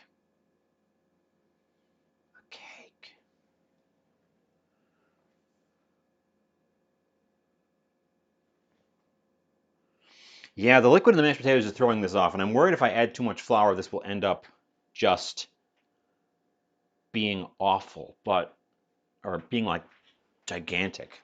But I have cake plates. Oh,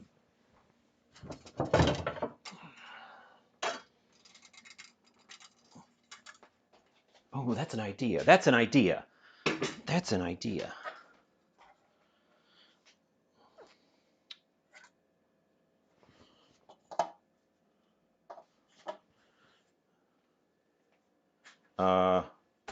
Those guys, because they're identical, so we can do 2. Okay.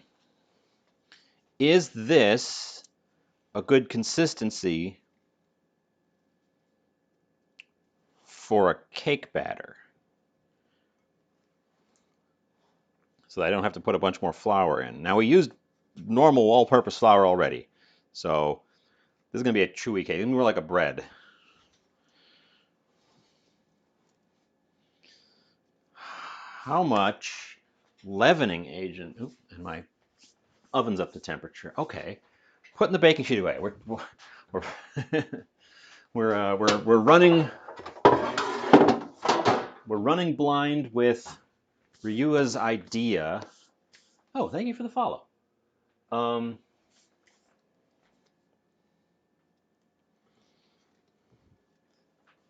We're running blind with the idea. Again, baking is not my strong suit.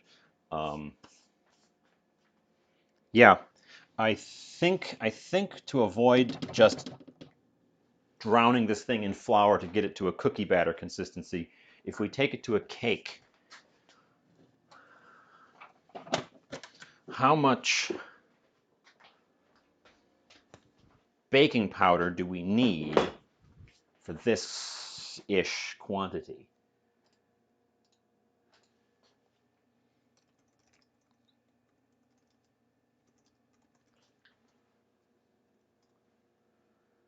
Um,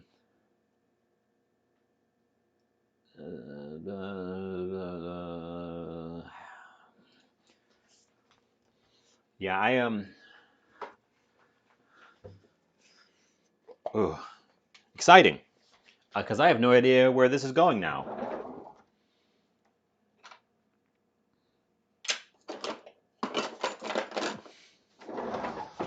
Oh, all my scoops are already dirty. Let's clean one of them off. Okay, okay, okay.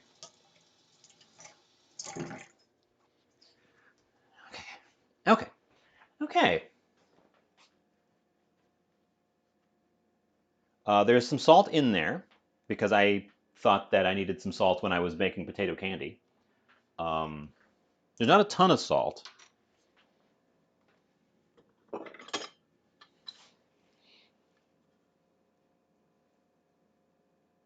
What there is a lot of sugar.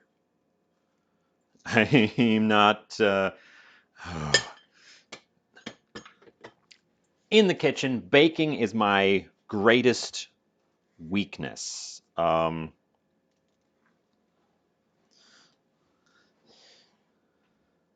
So I'm unfamiliar with the carrot cake. I mean, I've had carrot cake, but I am not familiar with making carrot cake. I wasn't intending to do any baking today at all, so I added a little bit of salt because I agree. That might help wake up the potatoiness of it too.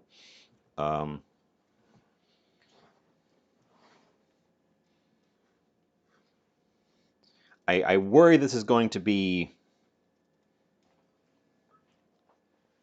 problematic. Oil.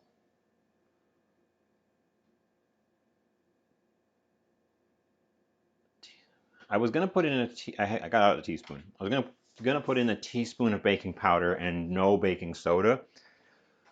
Quarter cup oil. We can do that. We can do that. I have 3 oil options. I've got soy oil, grapeseed oil, and olive oil. I've also got some solid oils. No oil. We have a divide amongst the chat. You both say a little bit of baking soda.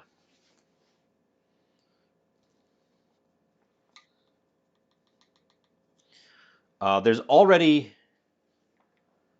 2 tablespoons of butter in there, so we could do 2 tablespoons of oil to make it a even amount. We have an ad coming up in just a moment. I'm actually going to snooze the ad to give us a chance.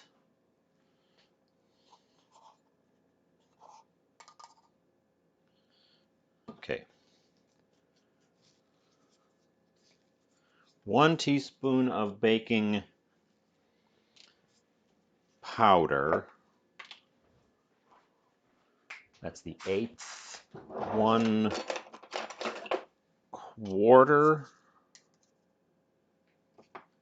with a big lump in it of soda.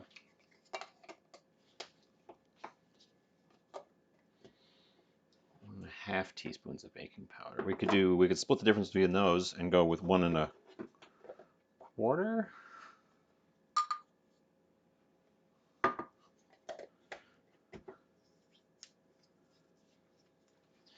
She uses no oil, just butter and eggs, but I don't want to add more butter at this stage because I would have to then figure out, I would have to soften up the butter. I think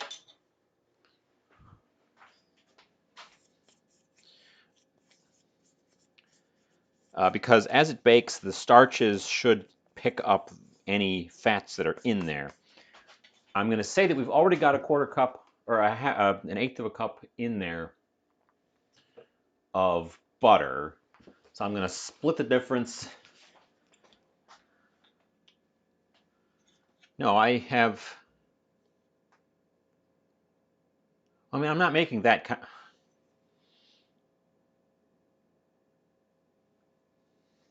1 extra tablespoon of oil.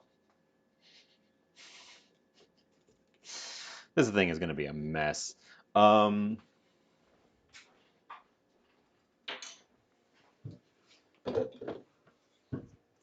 splitting the difference.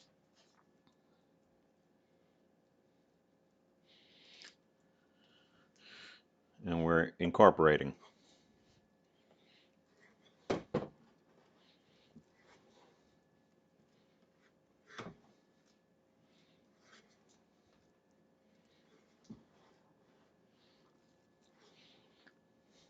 There's no spices in this at this point. The intent was for this to be, well, there's vanilla in it.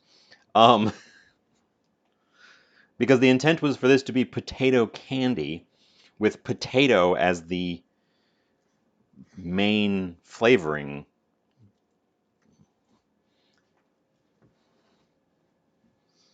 Yeah, that oil did not make this excessively liquidy. I am not angry about that. If we're putting it in cake plates, though, I'm going to need to get out some baking paper to paper our cake plates. Let's get the beaters out of the way. Okay. Okay.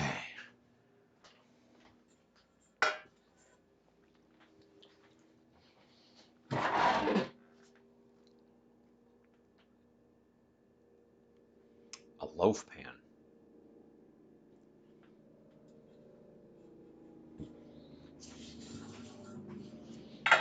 There's a helicopter going over. Again, I've never made a banana bread or a zucchini bread.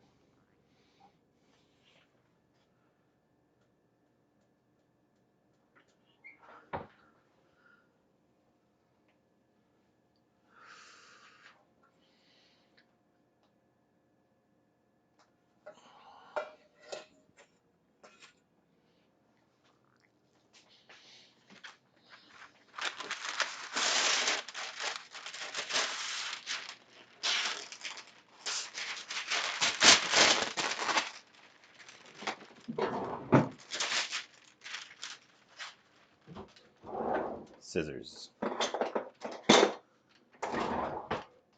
Ginger. Dread! Welcome in. You've come in time to see me destroy 2 hours of work.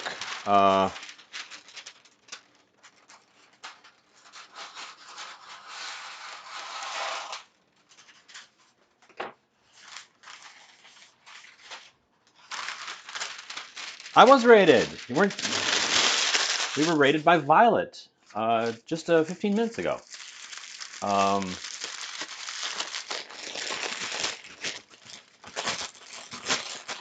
Yeah, so this was meant to be potato candy day, and I had 2 different potato candies. That's not effective.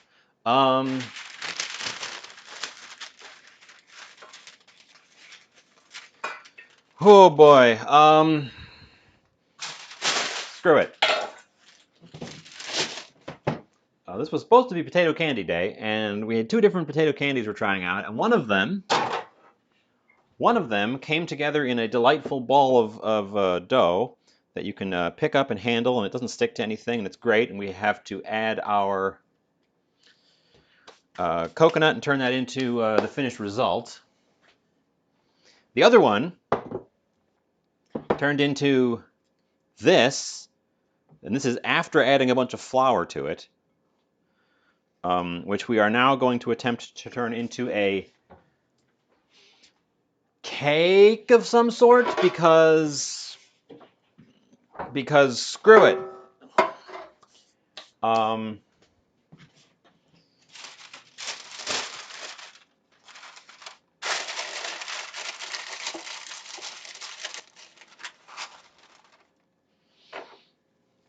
Because it didn't come together and I ran out of powdered sugar.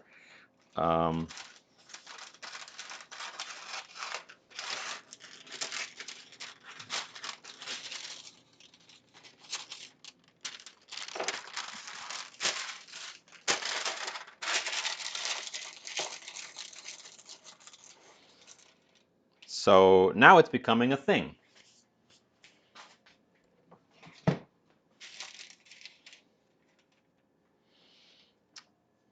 Yeah. Our oven's already hot, and I don't think this is going to get any less of a mess if we do anything more to it. So let's start loading the thing up.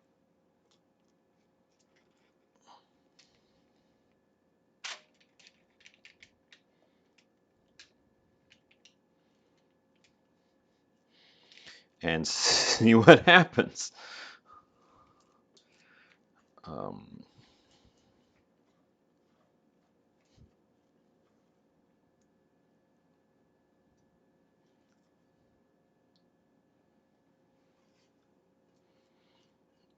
And I've got chat helping coach me through baking on a fly. It's got baking powder and soda in it, so hopefully it rises.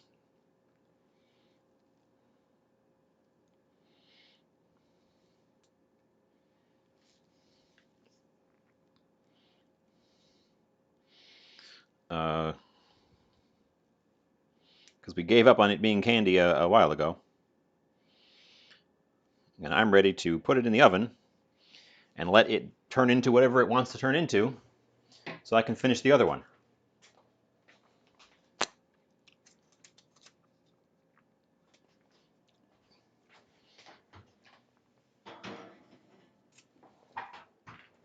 I dripped some batter on the floor and immediately stepped in it.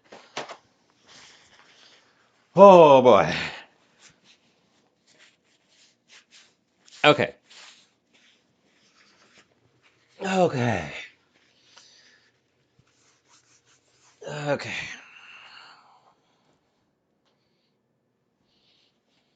Okay, potato cake is in God's hands now. Let's return to this thing, which has gotten a little bit dry on the surface. Take a breath. Yeah. Oh, you moistened me three minutes ago. We'll do that.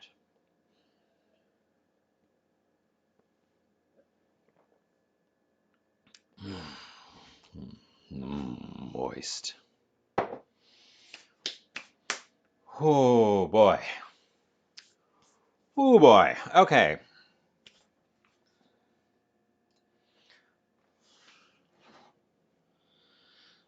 This guy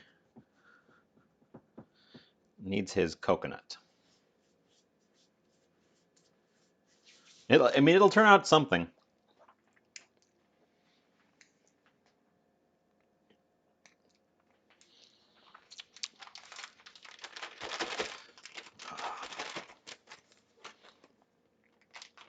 God, it's already noon.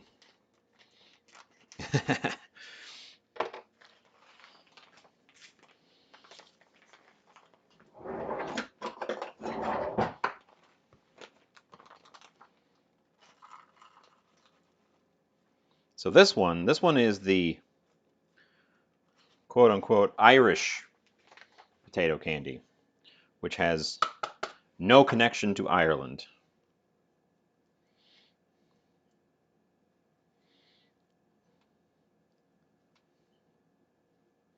Tell you what, the failure of that other recipe, or the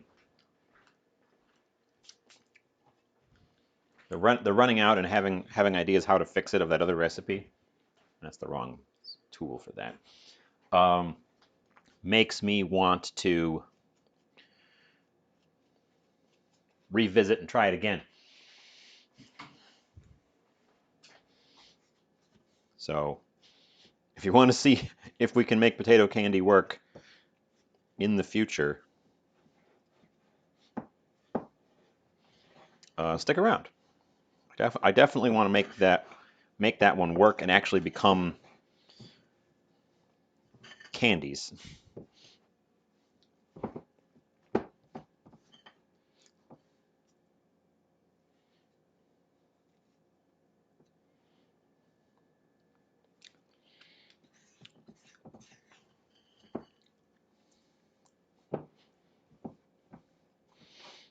This one has actually gone a little bit sticky in the middle since we left it, and a little bit crusty on the outside. So the water has once again been sort of migrating around.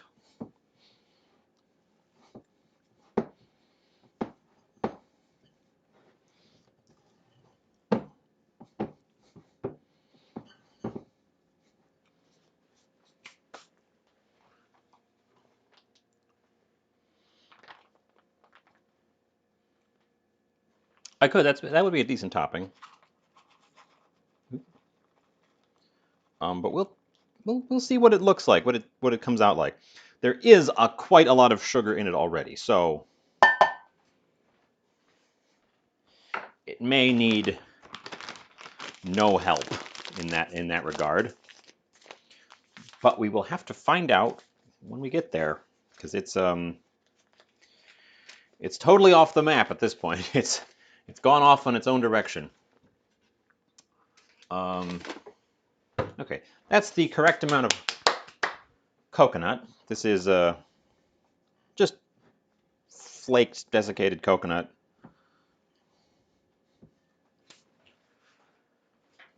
Nothing overly fancy.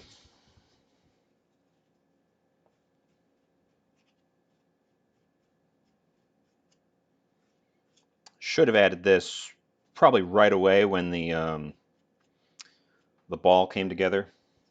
But then we got distracted with the other one, which I didn't think was going to take that long.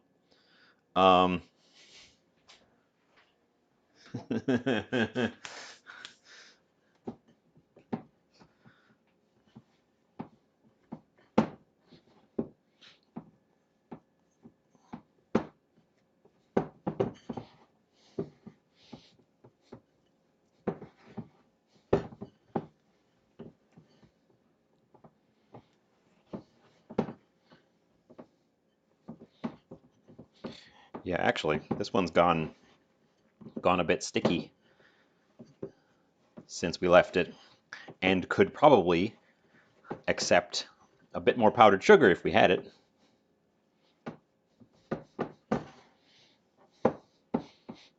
Okay, this guy is going to, in theory, look like potatoes when we're done. The other one was going to taste like potatoes. This one's not going to taste like potatoes, but it should look like potatoes.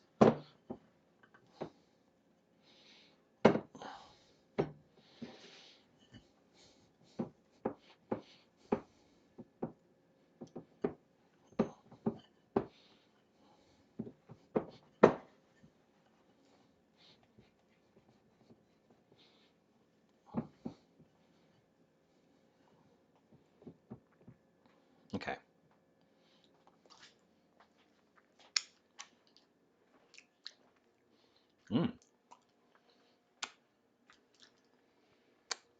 Lick your fingers on that one. Okay. I have a plan for this guy. because it's sticky, but that's expected. We got it to the stage of not being sticky earlier, but I always knew it was going to re-stickify as it sort of sat around. That's just the nature of the powdered sugar.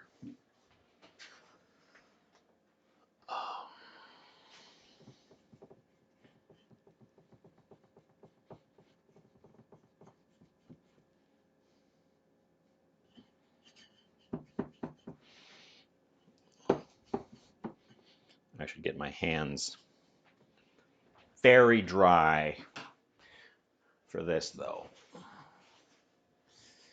So, these get coated, and the recommended coating is cinnamon because it gives that nice earthy color. But that seems like an awful lot of cinnamon to me.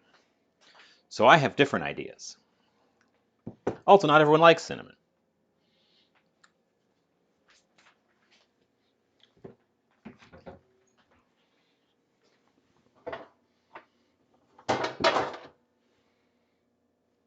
Make sure I've got enough stuff here.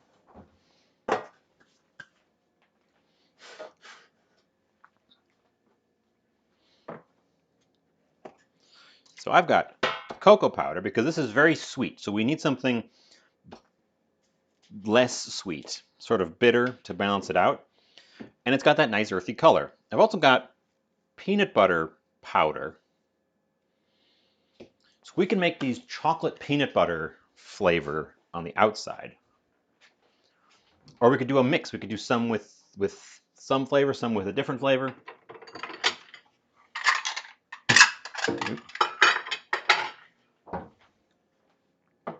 But I want to create a bed in here that we're gonna make little balls, little potato-shaped blobs, and put them in here, and then toss them in the our powdered coating, for which we are going to have to whisk tinily.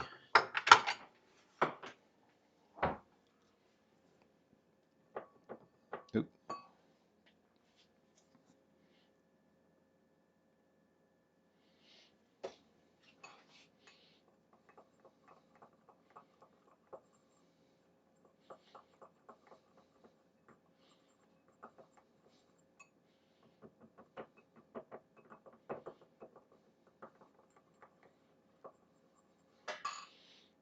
How does this stuff taste at this point?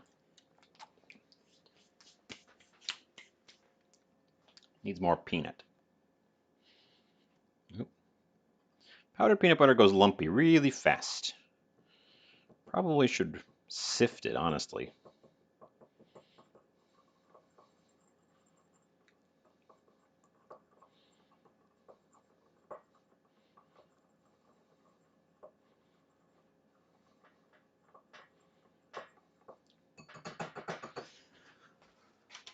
Okay. Okay, where's my small strainer? I got it out already. Okay.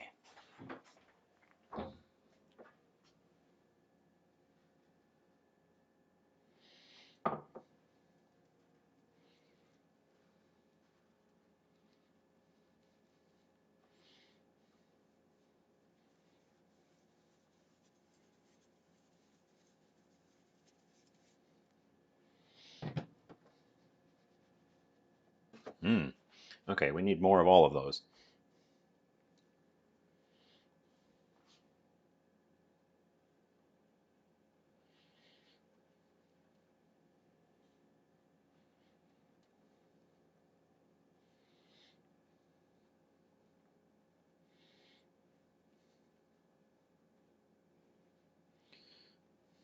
Well, Tiny Whisk made a cameo, but I don't think he's actually going to end up being the tool for the job here.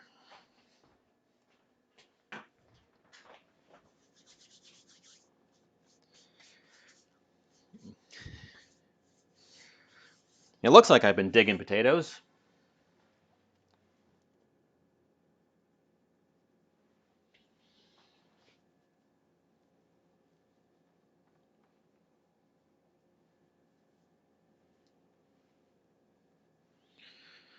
which I suppose is appropriate.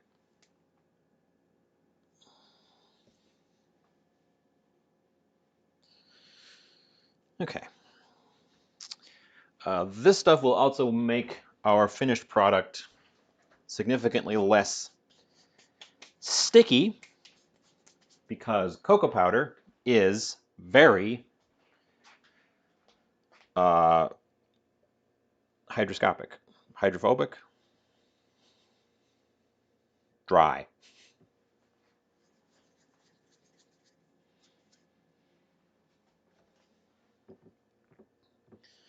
And then we just pinch off little blobs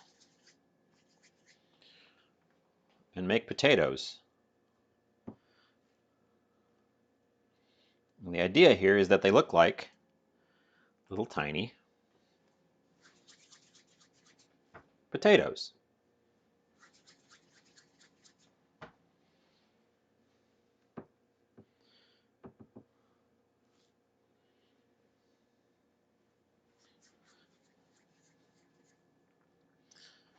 Honestly, they could probably be smaller than this because they're supposed to be candies and this are very sweet. So you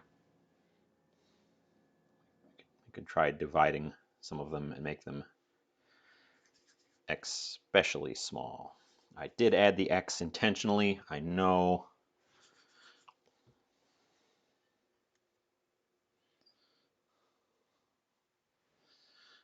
I haven't even made my own brunch today.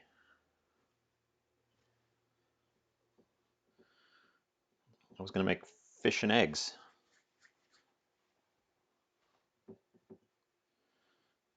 That's okay. There's time while the cake bread thing is baking.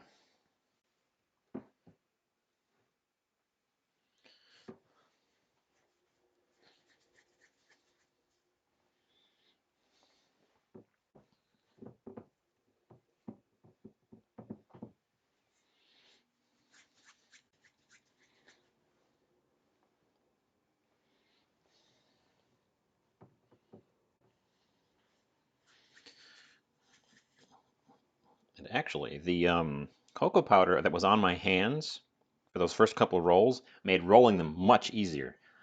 They're trying to stick to my hands as they've picked up all of the powder. So I might just re-cocoa powder my hands.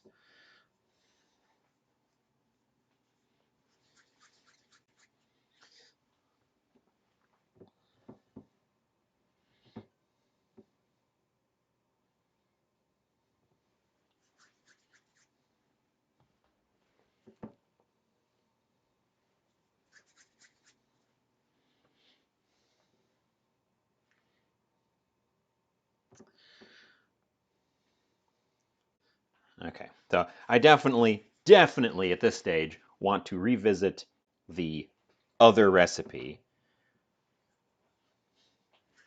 Probably do it by itself instead of trying to do two at once. Um, and aim for this kind of result of little potatoes that are actually made of potato. Look at them go.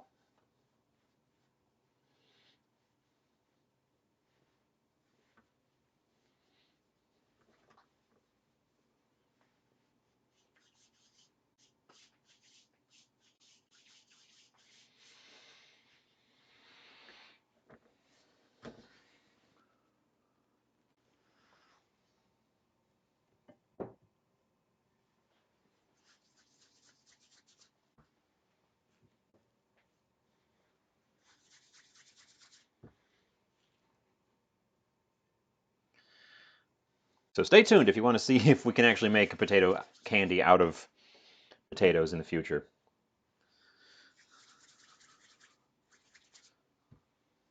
That was a little bit big.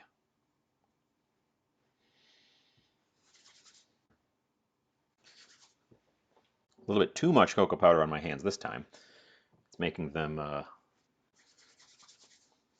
it's going to make them brown in the middle.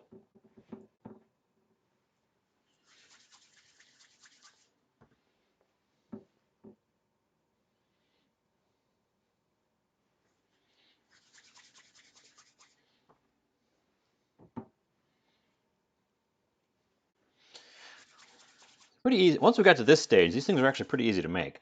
Um, they're faintly sticky, but they're not massively sticky, which is perfect.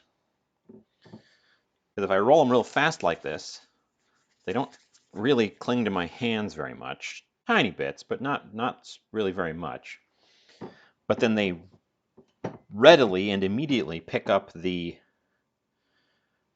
powder,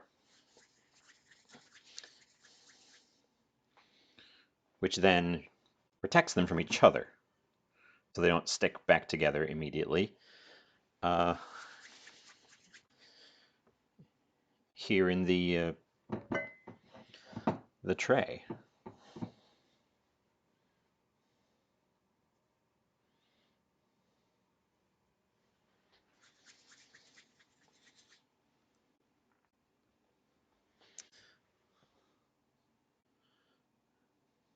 Two little ones, two little ones.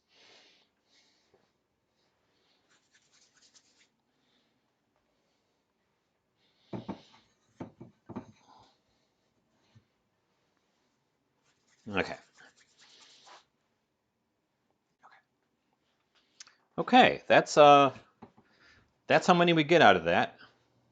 Let me rinse my hands off.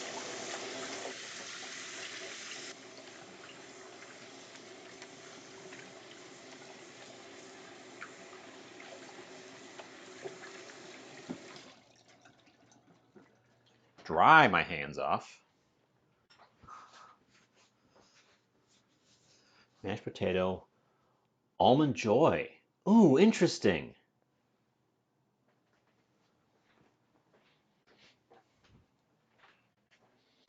Okay.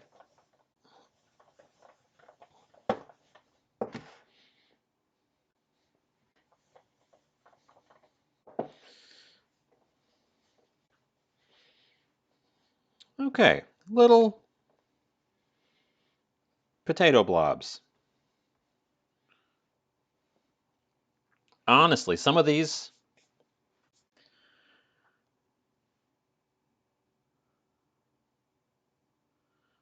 could stand to be a little bit smaller.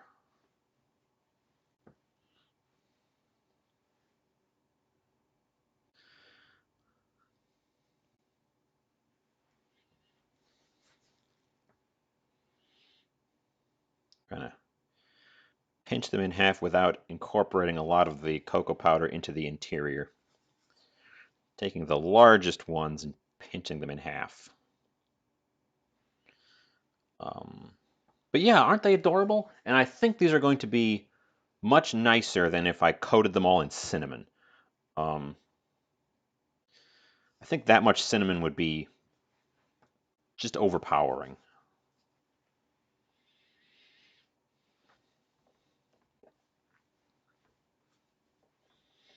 I'm hoping the peanut butter comes through a little bit. We didn't add a ton of peanut butter, and cocoa powder is a pretty assertive flavor, so it might just be a case of not being able to see it because the cocoa powder is also a very assertive color.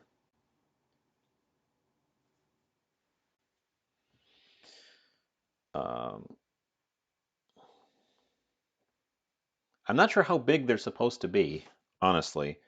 The pictures of these things don't give any sense of scale.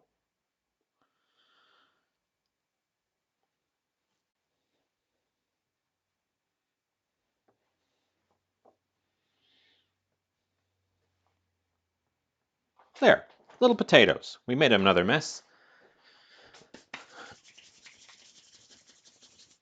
Get the cocoa powder off my hands there. Close some stuff up.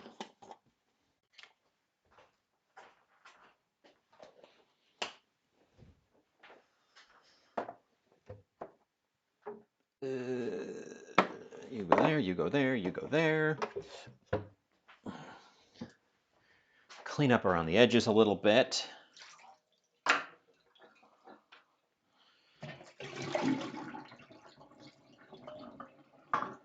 Whew. Tell you what, we certainly made a bunch of dishes today.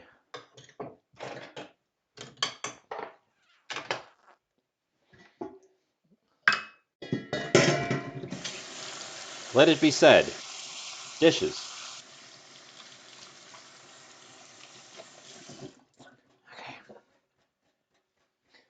Okay. Whoa, whoa! Turn my back for a second, and we get a gift sub bomb. Shining Spear, thank you so much. Thank you so much.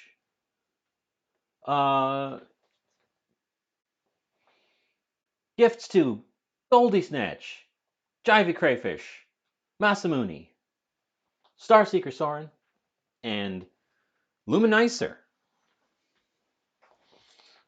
Welcome in, everyone. Welcome to... I don't have a name for the people in my community.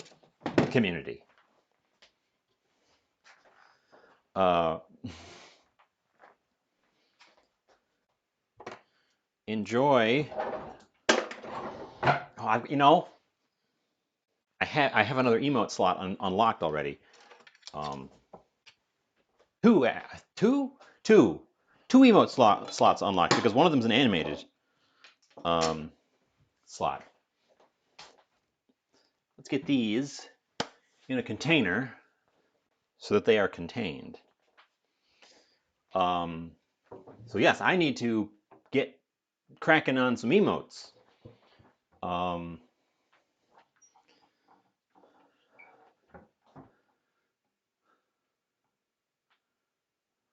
Also, I probably should replace the yucky face emote. Nobody seems to ever use that one.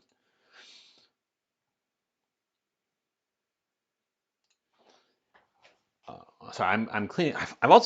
We've got a cake in the oven. Used it today for the first time.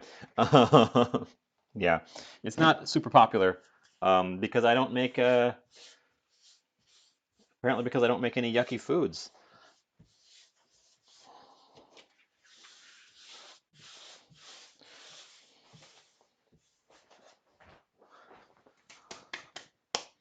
Just you wait. Everyone's going to be using the yucky face emote when I make those liver and onion flavored marshmallow peeps. No, I'm not joking.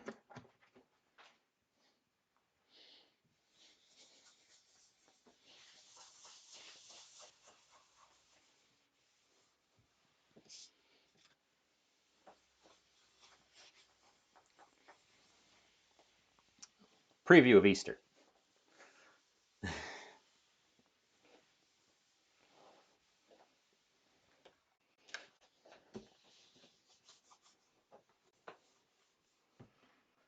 Oh, well, it's going to be said. It's going to be said. It's a real thing. It's not imaginary, and it can hurt you.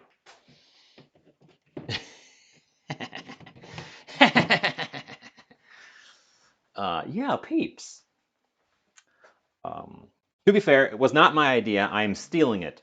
I am stealing it from a photoshopped meme in which somebody put the liver and onion flavors onto a package of peeps and then recolored the peeps brown. And I looked at it and said, yes, that, but real. That, but in actuality.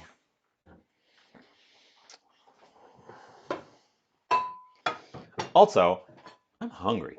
So we're going to make myself a quick lunch because we are still waiting on the cake to bake. I didn't set a timer for that cake.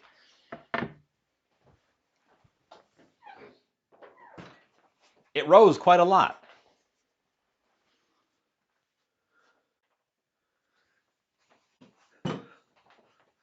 Okay, Sizan set the timer for me.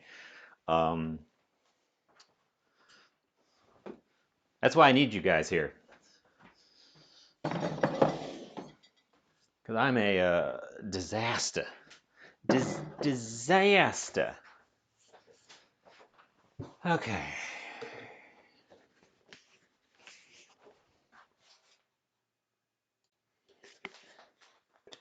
14 minutes for 40 minutes. It's risen quite a lot. I'm planning on giving it the old toothpick test. Yeah. It does in fact look like some sort of cakeish thing. So we might have gotten away with it.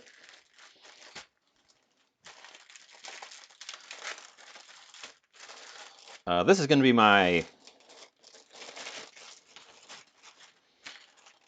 not really a brunch at this stage. I'm going to call it a lekist.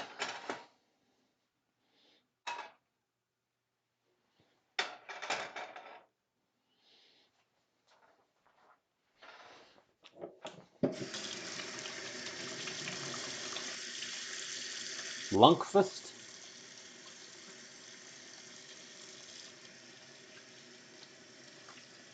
Let's go with a lunkfist.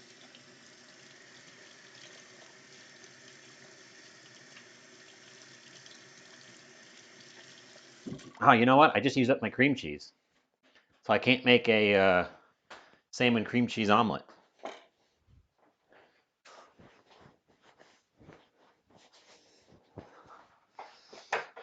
So that is piece of salmon.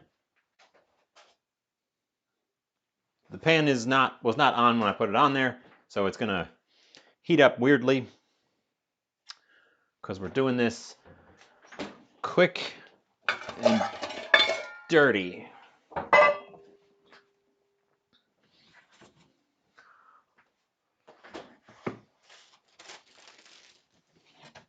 I should also probably put these potato balls in a container to contain them. Do I have? No. Do I have? Yes. Ooh, that would be. They're not going to fit in here anyways. We could do two. We could do a 2-fish omelet. What else goes in an omelet?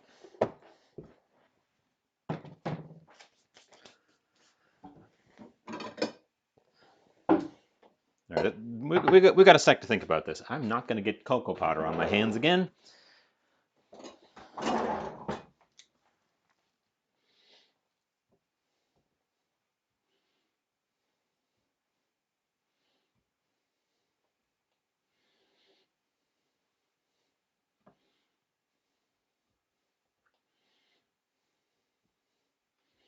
should probably taste one of these.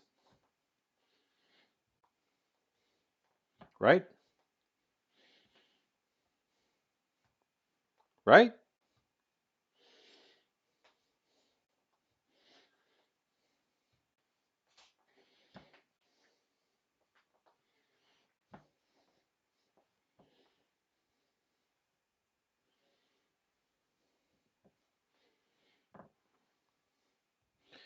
We'll get them all in here, and then whatever the last one is, I'm going to give it a taste. Well, good thing I had that cup of coffee. Otherwise, I'd be really hungry right now.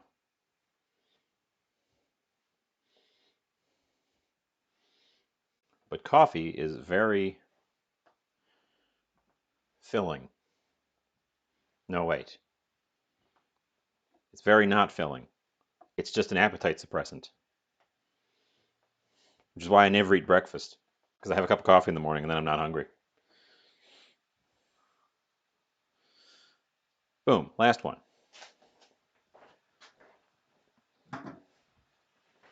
Okay, let's give that a tasty taste. Oop, you guys can't see it because we're on this side. This side. So there they all are, freshly harvested potatoes. We're gonna take a bite.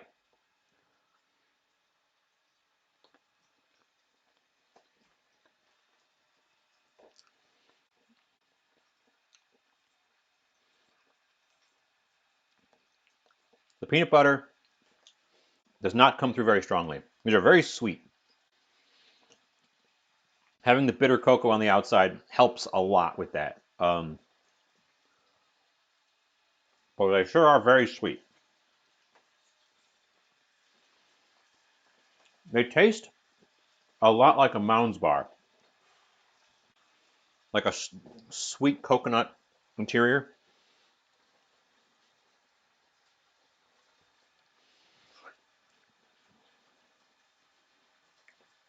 Coffee makes you hungry. I'm giving them some extra soil since this is going to go to waste either way, so we'll just make them dirty.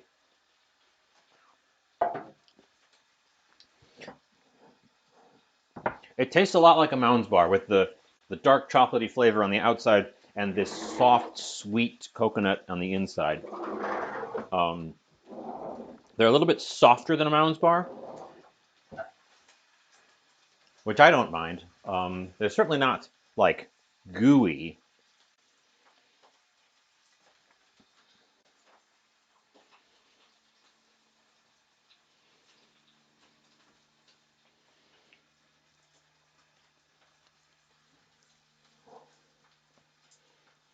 This extra cocoa powder is contributing very little. It's just that it would go to waste if I did not use it here. Since it's contaminated with stuff, I can't put it back in the container, and I have no other immediate use for it. I didn't take a picture of these. I will do that afterwards. It's not like they're going to go off on me.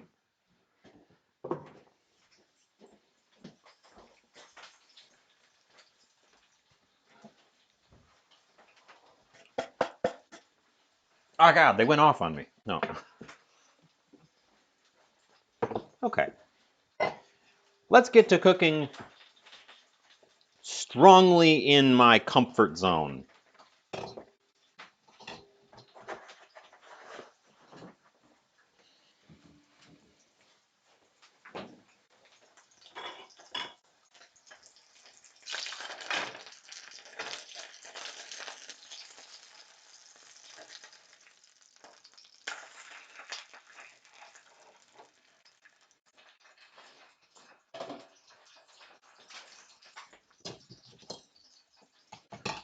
I don't know how else to describe those. They're pretty straightforward. They taste like a Mounds bar, but like dusty, powdery, on account of the powdered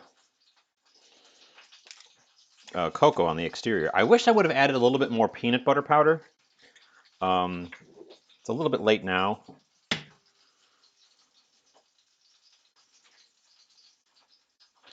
But I almost feel like it should be 2 parts peanut butter powder to 1 part cocoa powder, so that because the cocoa powder is such an assertive flavor. Also, you could probably do those with multiple flavors. You could do one rolled in peanut butter, one rolled in chocolate, one rolled in cinnamon, and they would all look like dirt, but they look like different kinds of dirt.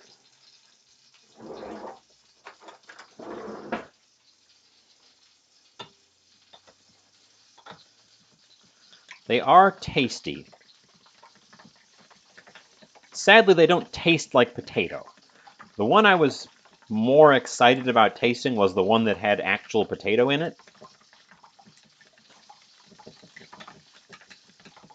Because I was looking for a sweet potato, not a sweet potato, but like a sweet potato.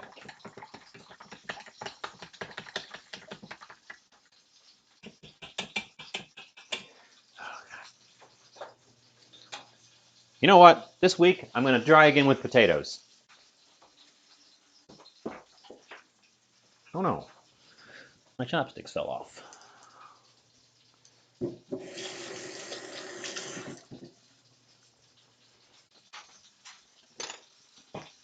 This week we're gonna try again. We're gonna do that again. We're gonna do it right.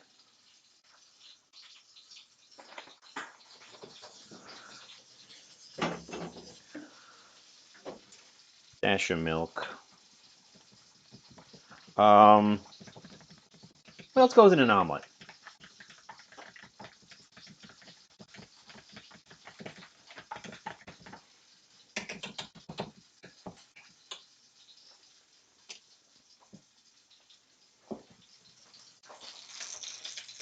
That guy is going to have to come out of there.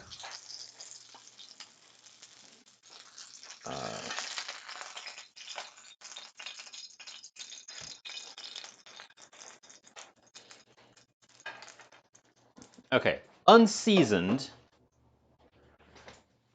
salmon.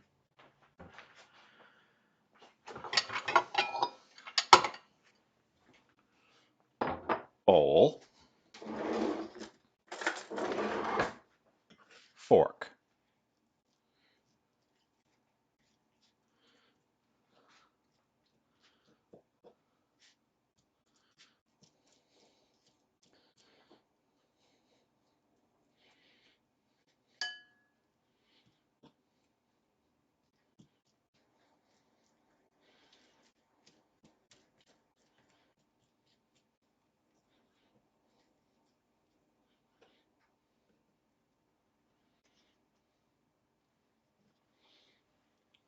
Actually return the skin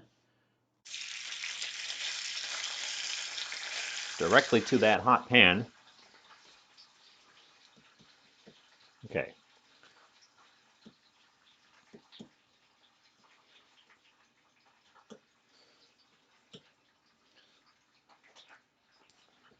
Okay. What direction? I'm going to have to look over what side I'm on.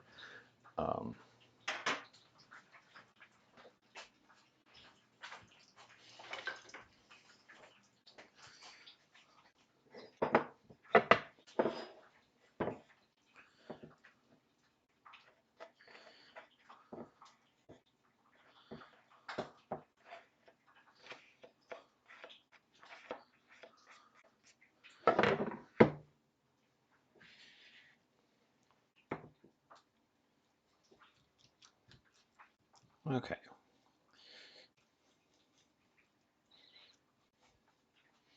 Okay. Now we add seasonings. Getting down on this garlic powder. Just a little bit of garlic powder.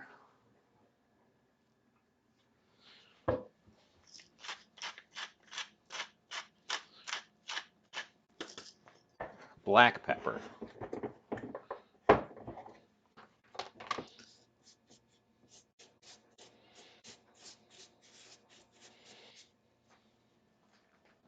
This guy. You may remember this from projects long past. This is our Maltese tuna. Still, it's darkening over time. It's definitely oxidizing as it sits in there.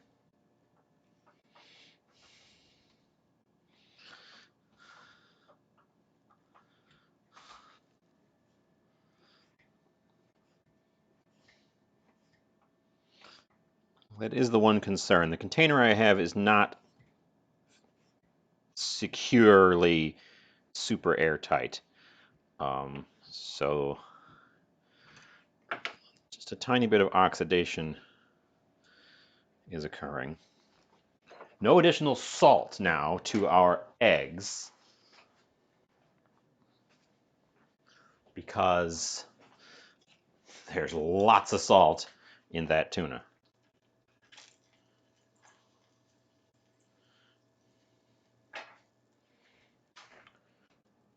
Salmon skin.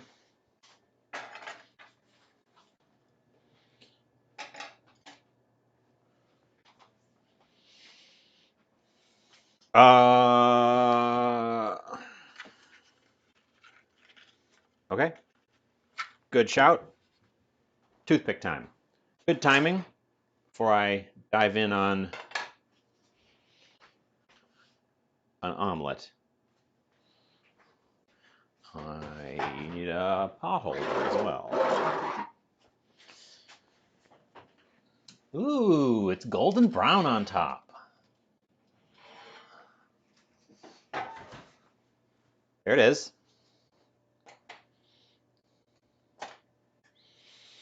Right in the middle. Right to the bottom. Pull it out. I don't know if you can focus on that. It's not perfectly clean, but it's not battery. It's just like a very sort of soft crumb. I think it's done. I think it's done. So I'm going to turn the heat off and let it 5 minutes. Okay, I'm gonna defer to you because you're my baking expert. I would say that it would get there on residual.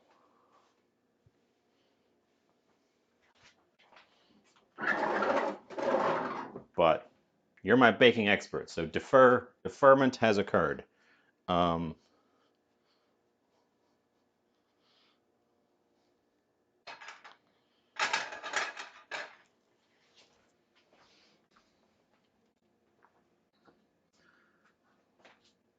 this fish needs some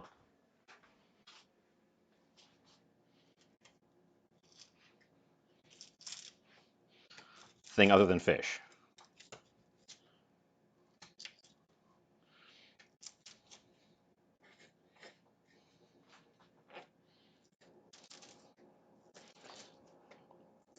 Crisped up the salmon skin. We're going to add that to it. Don't discard your salmon skins. They turn into nice, crispy, crunchy chips with just a very light frying.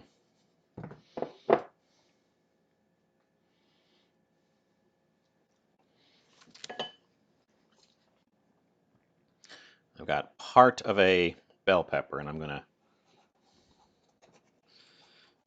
take a lobe off of it.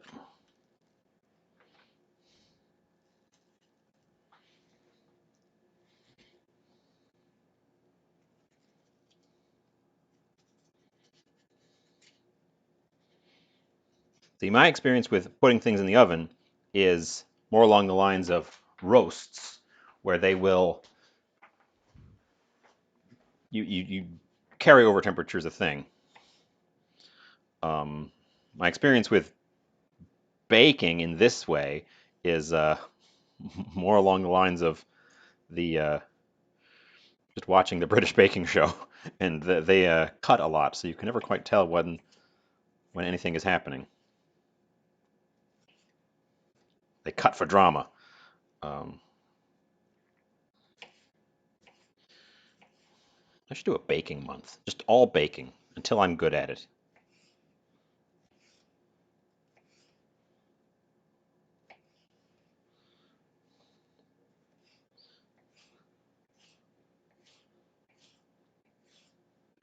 The only thing that scares me more than baking is sugar work.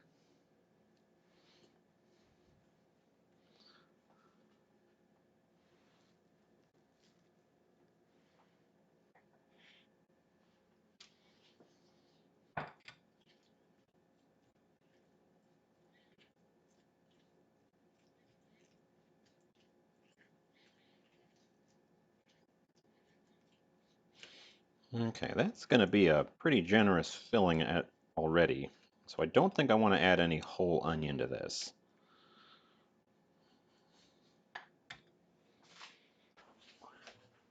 Plenty of salt in it already. Yeah. Heat back on the stovetop there.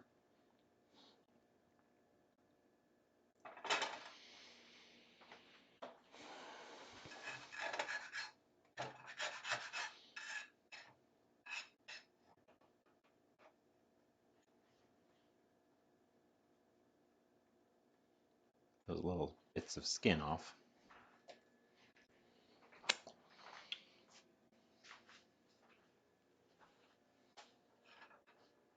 Well, it was almost perfectly clean. It was very little on there, so I was assuming that that was just sort of the moist crumb as opposed to raw batter. It wasn't wet. It didn't come out wet.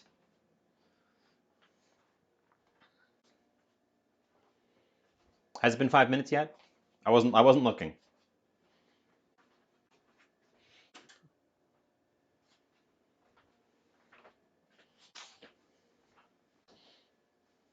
Well, I'm gonna give it another. I'm gonna give it another poke.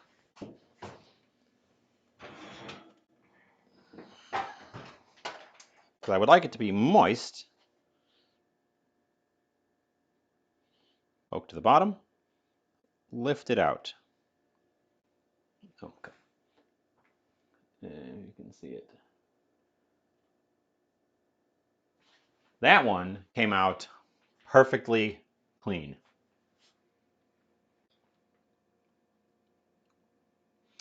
I don't have any chocolate, so I can't make a ganache. I have a whole lemon, but I'm not sure how to make a lemon drizzle. Also, I'm not sure it needs anything.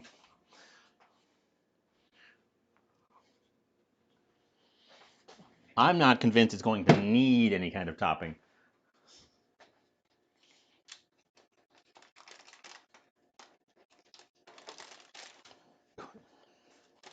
I do want to get it out of there so it can attempt to cool off a little bit. Goldie, welcome in.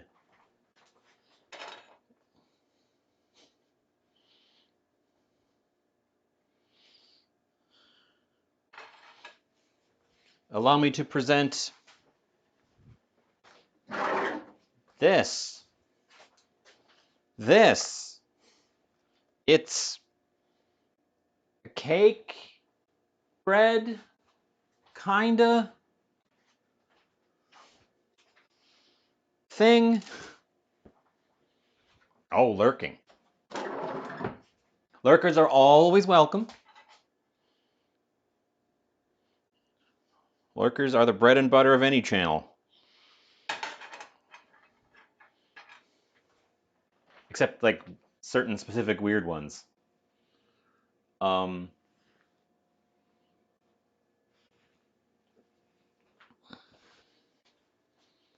It's very bouncy. I want to get it out of there to give it the best chance to cool.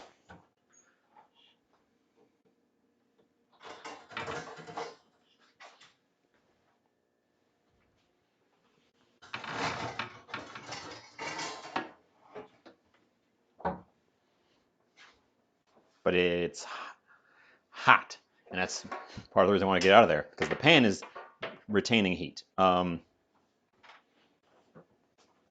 let's get this out of here as best I can. It's definitely stuck a little bit on the ends where there was no paper. Okay, pastry knife time. Old recipes subreddit. No, I don't frequent Reddit at all. I'm not much of a Redditor.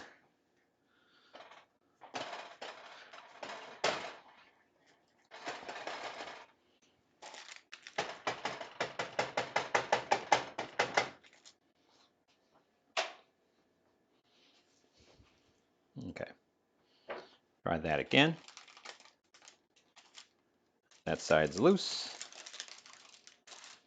And that side's loose, so unless it's stuck in the middle, which would be really hard to get free, it should lift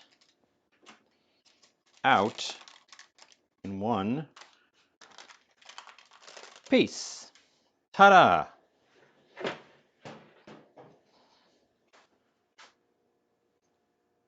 Ta-da! Let's set this aside.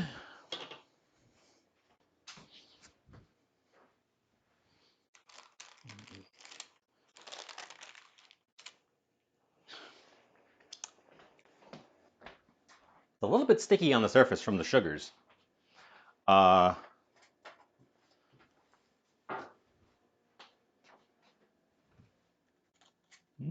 some snow falling off the roof.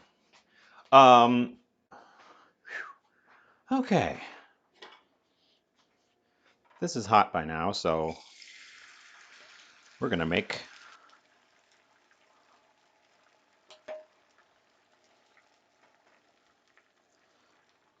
this. Ooh, it's probably a little bit too hot.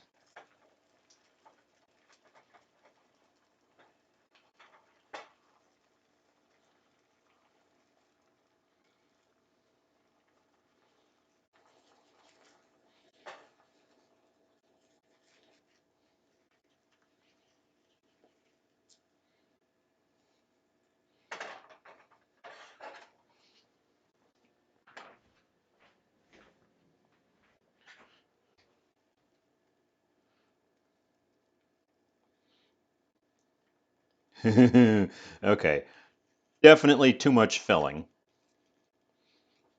But who cares? I'm hungry.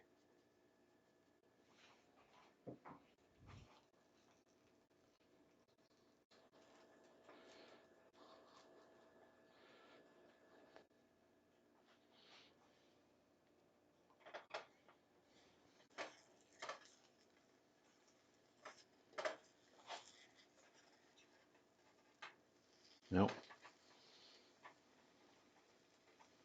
We don't have the structural integrity to do a trifold either, so I should have done it on one side.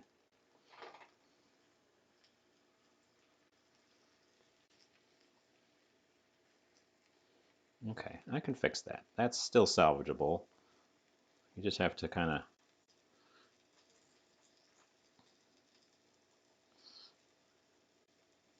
open up the hinge in the middle.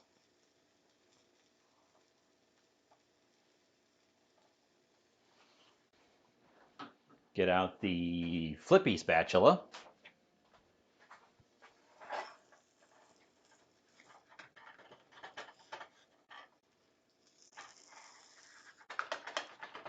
And do a fold. Okay.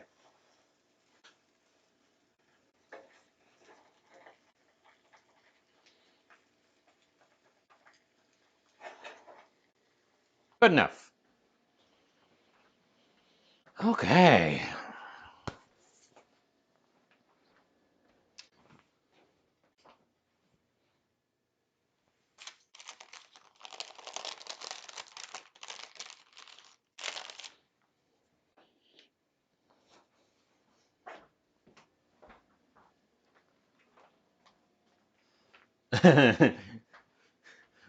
Breakfast. Yeah, it's 1 p.m. So it's breakfast in that it's going to be the first thing I've eaten today.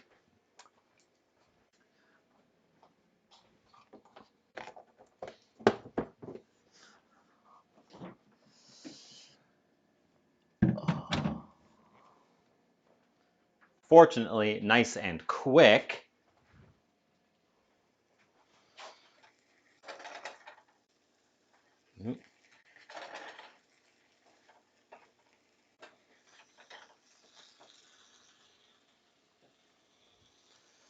See if we can't get this guy flipped. Ooh, he might not want to flip at all.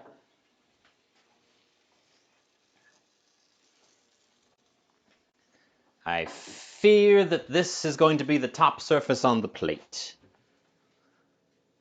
because I'm going to have to slide it out of that pan in order to get it on a plate.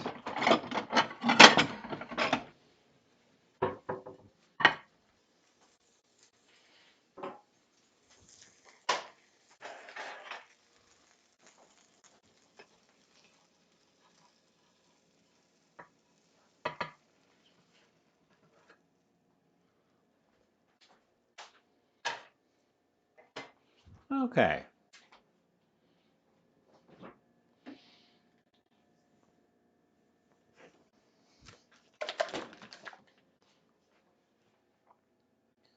bring us over here.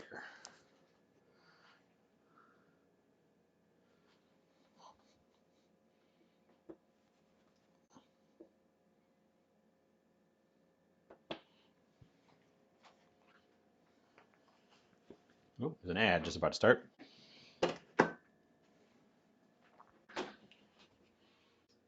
Yeah, that's probably enough.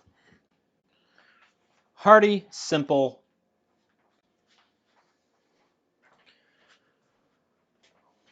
Okay. Take a snap of this just in case I want it for posting. Even though it's not the main event today. Ooh, you know, I should have put a green onion in there. Because you don't need to cook those nearly as much. Oh well.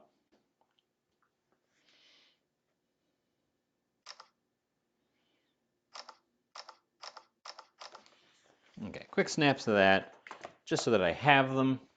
Everything else is kind of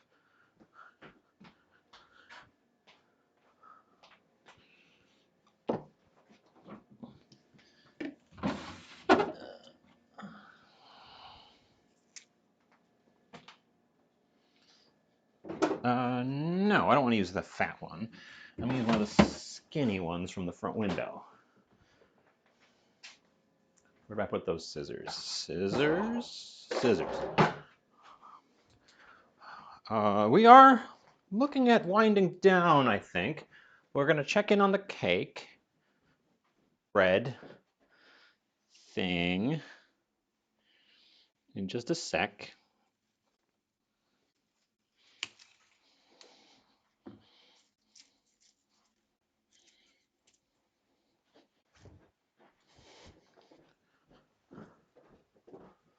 See if I can't get the paper off of it now that it's cooled off a little bit and I can handle it. Check out the interior. Gonna add a little bit of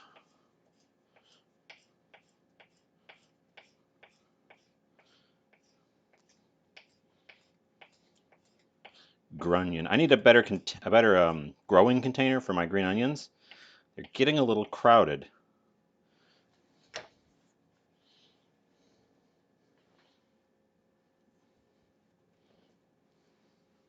Okay.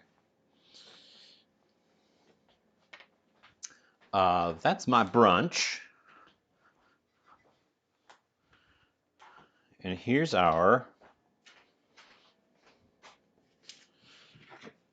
cake bread thing. Cake bread thing. It's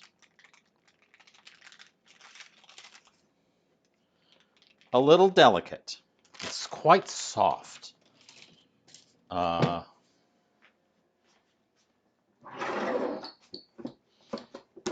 Soft enough that I want to put it on a flat surface instead of a grated surface because I'm worried it might sag.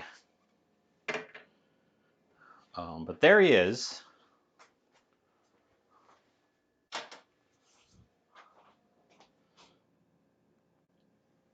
It's got this faint stickiness to it, and every spot. How long do we let that rest before I give it a taste test?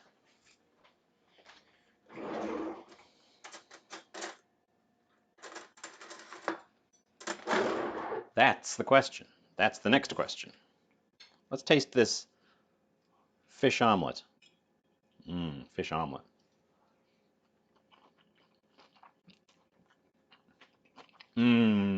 Fish omelet.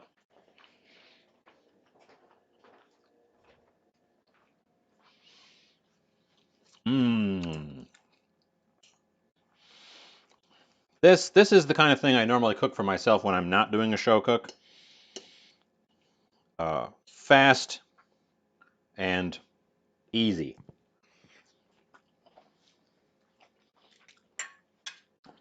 But fast and easy does not mean basic. It does not mean low quality. It does not mean packaged.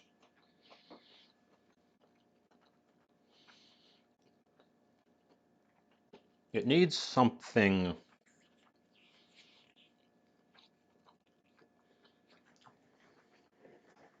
I actually think it just needs a little bit more sriracha. Okay. That's a winner. But I knew that was going to be a winner. But I knew that was going to be a winner. We need to taste test this thing because I want to know what it do. What it be do. It's cool enough to touch, and it holds its shape.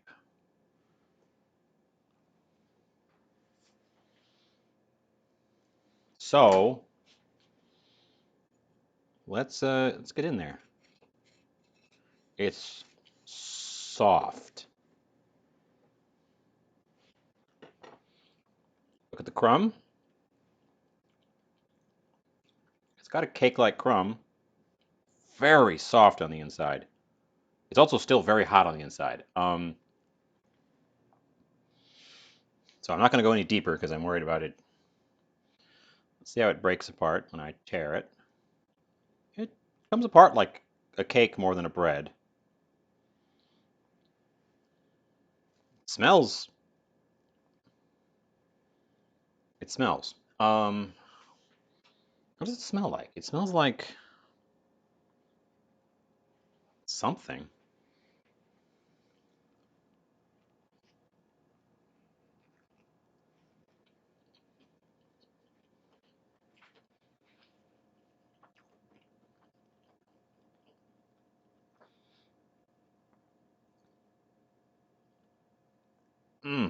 Okay.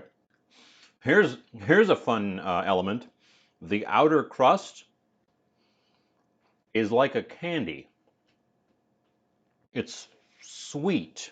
The color here, I'm positive, comes from caramelized sugars on the surface, um, because it's got this sort of sticks to your teeth candy-like quality to it. So after all that, we kind of brought it back to candy. It's very sweet.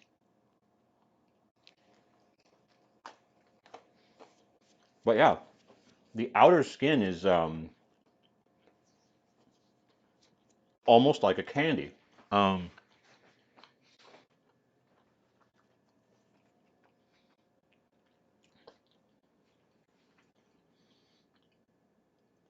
it's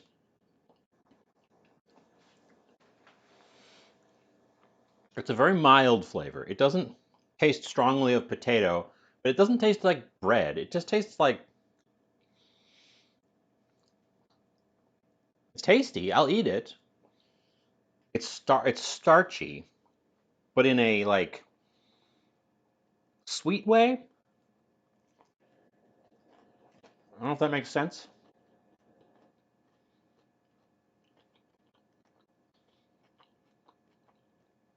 Like when you put sugar on your oatmeal, it still tastes like starchy oatmeal-y, but also sweet.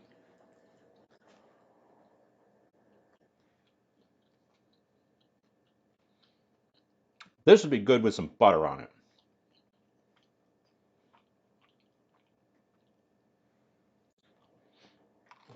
With some salted butter on it.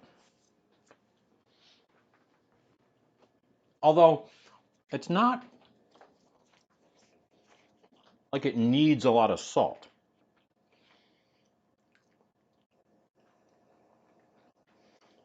I don't think it needs anything. I actually think it came together into a thing that is pretty okay. Um, you know what it needs. Well, not what it needs. You know what it's going to get. Here's a thing I just discovered, and I picked it up to experiment with it, and this is the perfect situation. I was intrigued by this because it's the same price as the real version.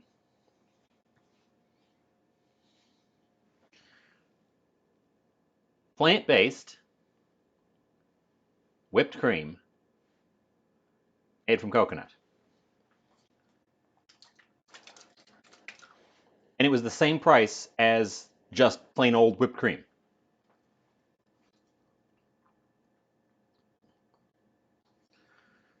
Which is always one of the biggest factors with the plant-based stuff. It's often a lot more expensive. This one is the same price. Um, so they had two flavors, and the two flavors were coconut and almond. And when I looked at the ingredients, they were both made from coconut, but the almond one had some almond flavor added to it so that it would taste like almond milk, I guess. Because they're both first ingredient was coconut. Um, this bread thing is interesting because the outer crust being kind of candy-like makes it very actually like crusty, like solid. And then the inside is so soft. But this is a good opportunity to immediately try out this new thing. And if it's as good as it sounds, keep an eye out for it. Let this cool off a little bit so that it doesn't immediately melt. Give this stuff the best possible chance. Actually, let's put it on the plate first just to see what it does.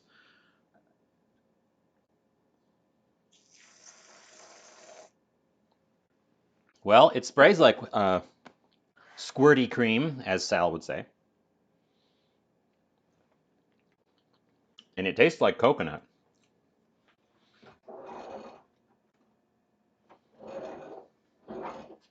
The handle of my drawer is coming loose. That's not what I want.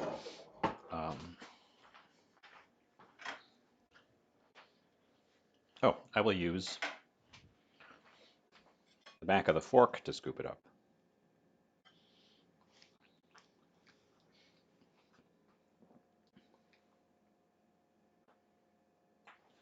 There is ultimately some flour in here because we were trying to salvage it because I didn't have any dehydrated potato or potato starch, and it was too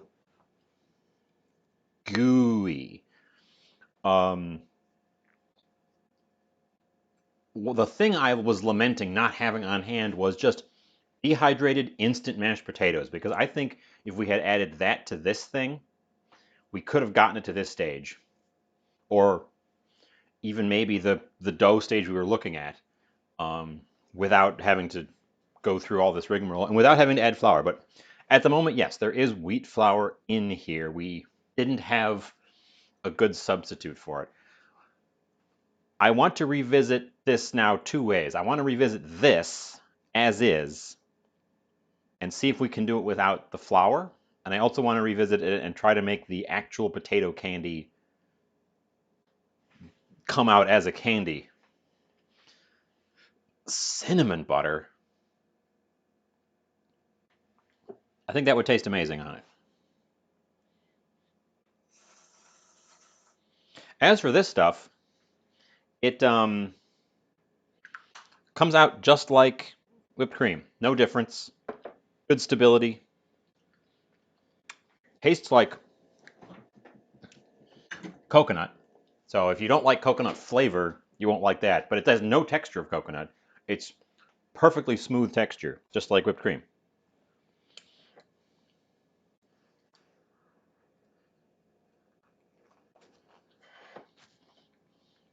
Mmm. Mmm. Mm-hmm. Sponsor me, Whipped. You've got a damn good product here.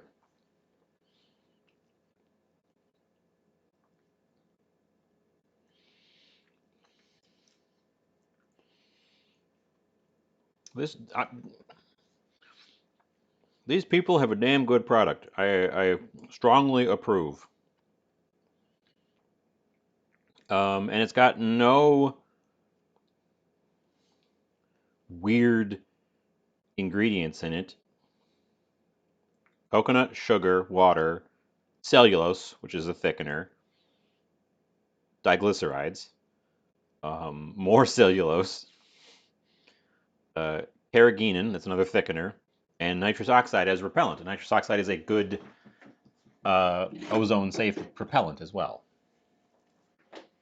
So,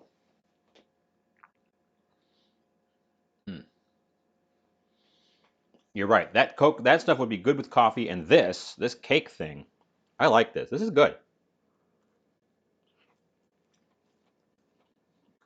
I don't take credit for this. I did not come up with this.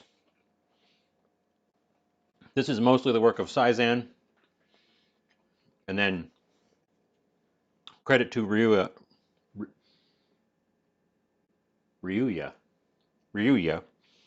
for suggesting the turning it into a cake part. The slightly crunchy candy-like exterior shell is really interesting and not like anything I think I've had.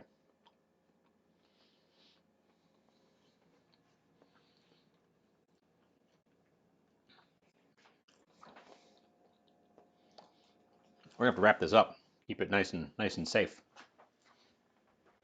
I wonder if, since the outer shell is like caramelized sugar, if it will resist getting soft as this sits. Oh, someone followed me. Thank you for the follow. I'm never paying attention when people follow me. Thank you for the follow. I don't shout out people's names when they follow because I don't want my name shouted out typically. So don't worry about that if you're holding off on follows. I'm curious as how this will develop as it rests and ages. I'm probably gonna bring this along to share. We've got a D&D group this evening. Pay attention. Pay attention. But why? 3.5 hours. Well, I think I have hit all of the things, and my kitchen is a mess. So I can't cook anything more at this stage. I'm running out of tools. Ah, but this one's clean and can be put away. With that one piece put away, there's plenty of room. No, we're going to have to wrap us up here. Thank you all for hanging out today. Let me go get my potato candies. Let me go get the potato candies, and we can show off all the things we made today. I made 3 things today.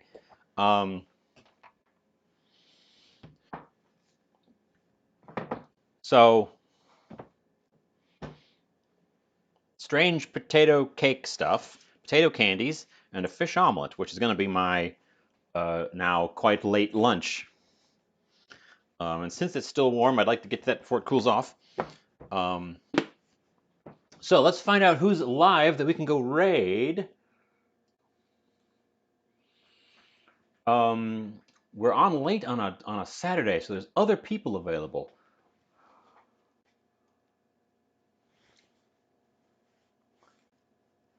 Let's go. It's an interesting idea. It's an interesting idea. That's an interesting idea. I'm sorry. Ryuya. I'm having a hard time with those 3 vowels in a row like that. Let's go. Does anyone have a suggestion before I pick somebody off the list?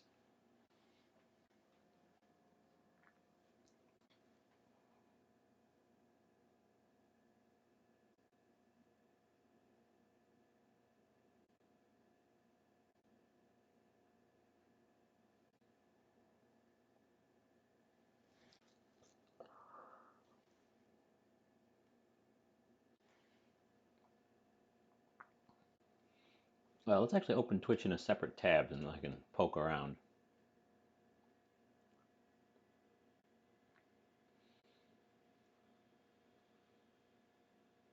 I was considering going to see Shelley, who is No, This Is Patrick today. Um,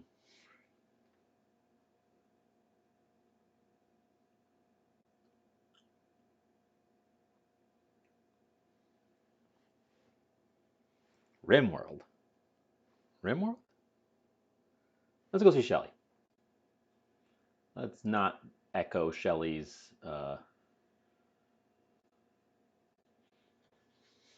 Let's not just echo Shelley on my own channel. I did that with LaFay one time, one evening for 3 hours. Um, that was awkward.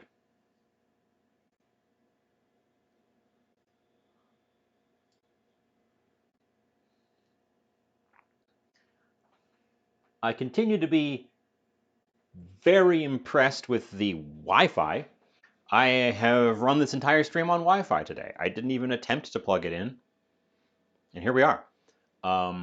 When I tried this early on, it was just stuttering and lagging and dropping thousands of frames, and I could barely pull through. I went and bought a cord and ran it from the other room so I could have an internet line in here, and then Spectrum upgraded their service at no additional charge, and now I've got Wi-Fi, no problem.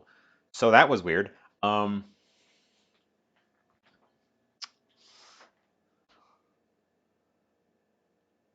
the cameras get weird with reflective things a lot, so I'm sure that's actually the stove cam is currently pulsing its focus, so I think the stove cam is just having a freak out. Um, oh my god, it's 4, 3, 2, 1. See you next time.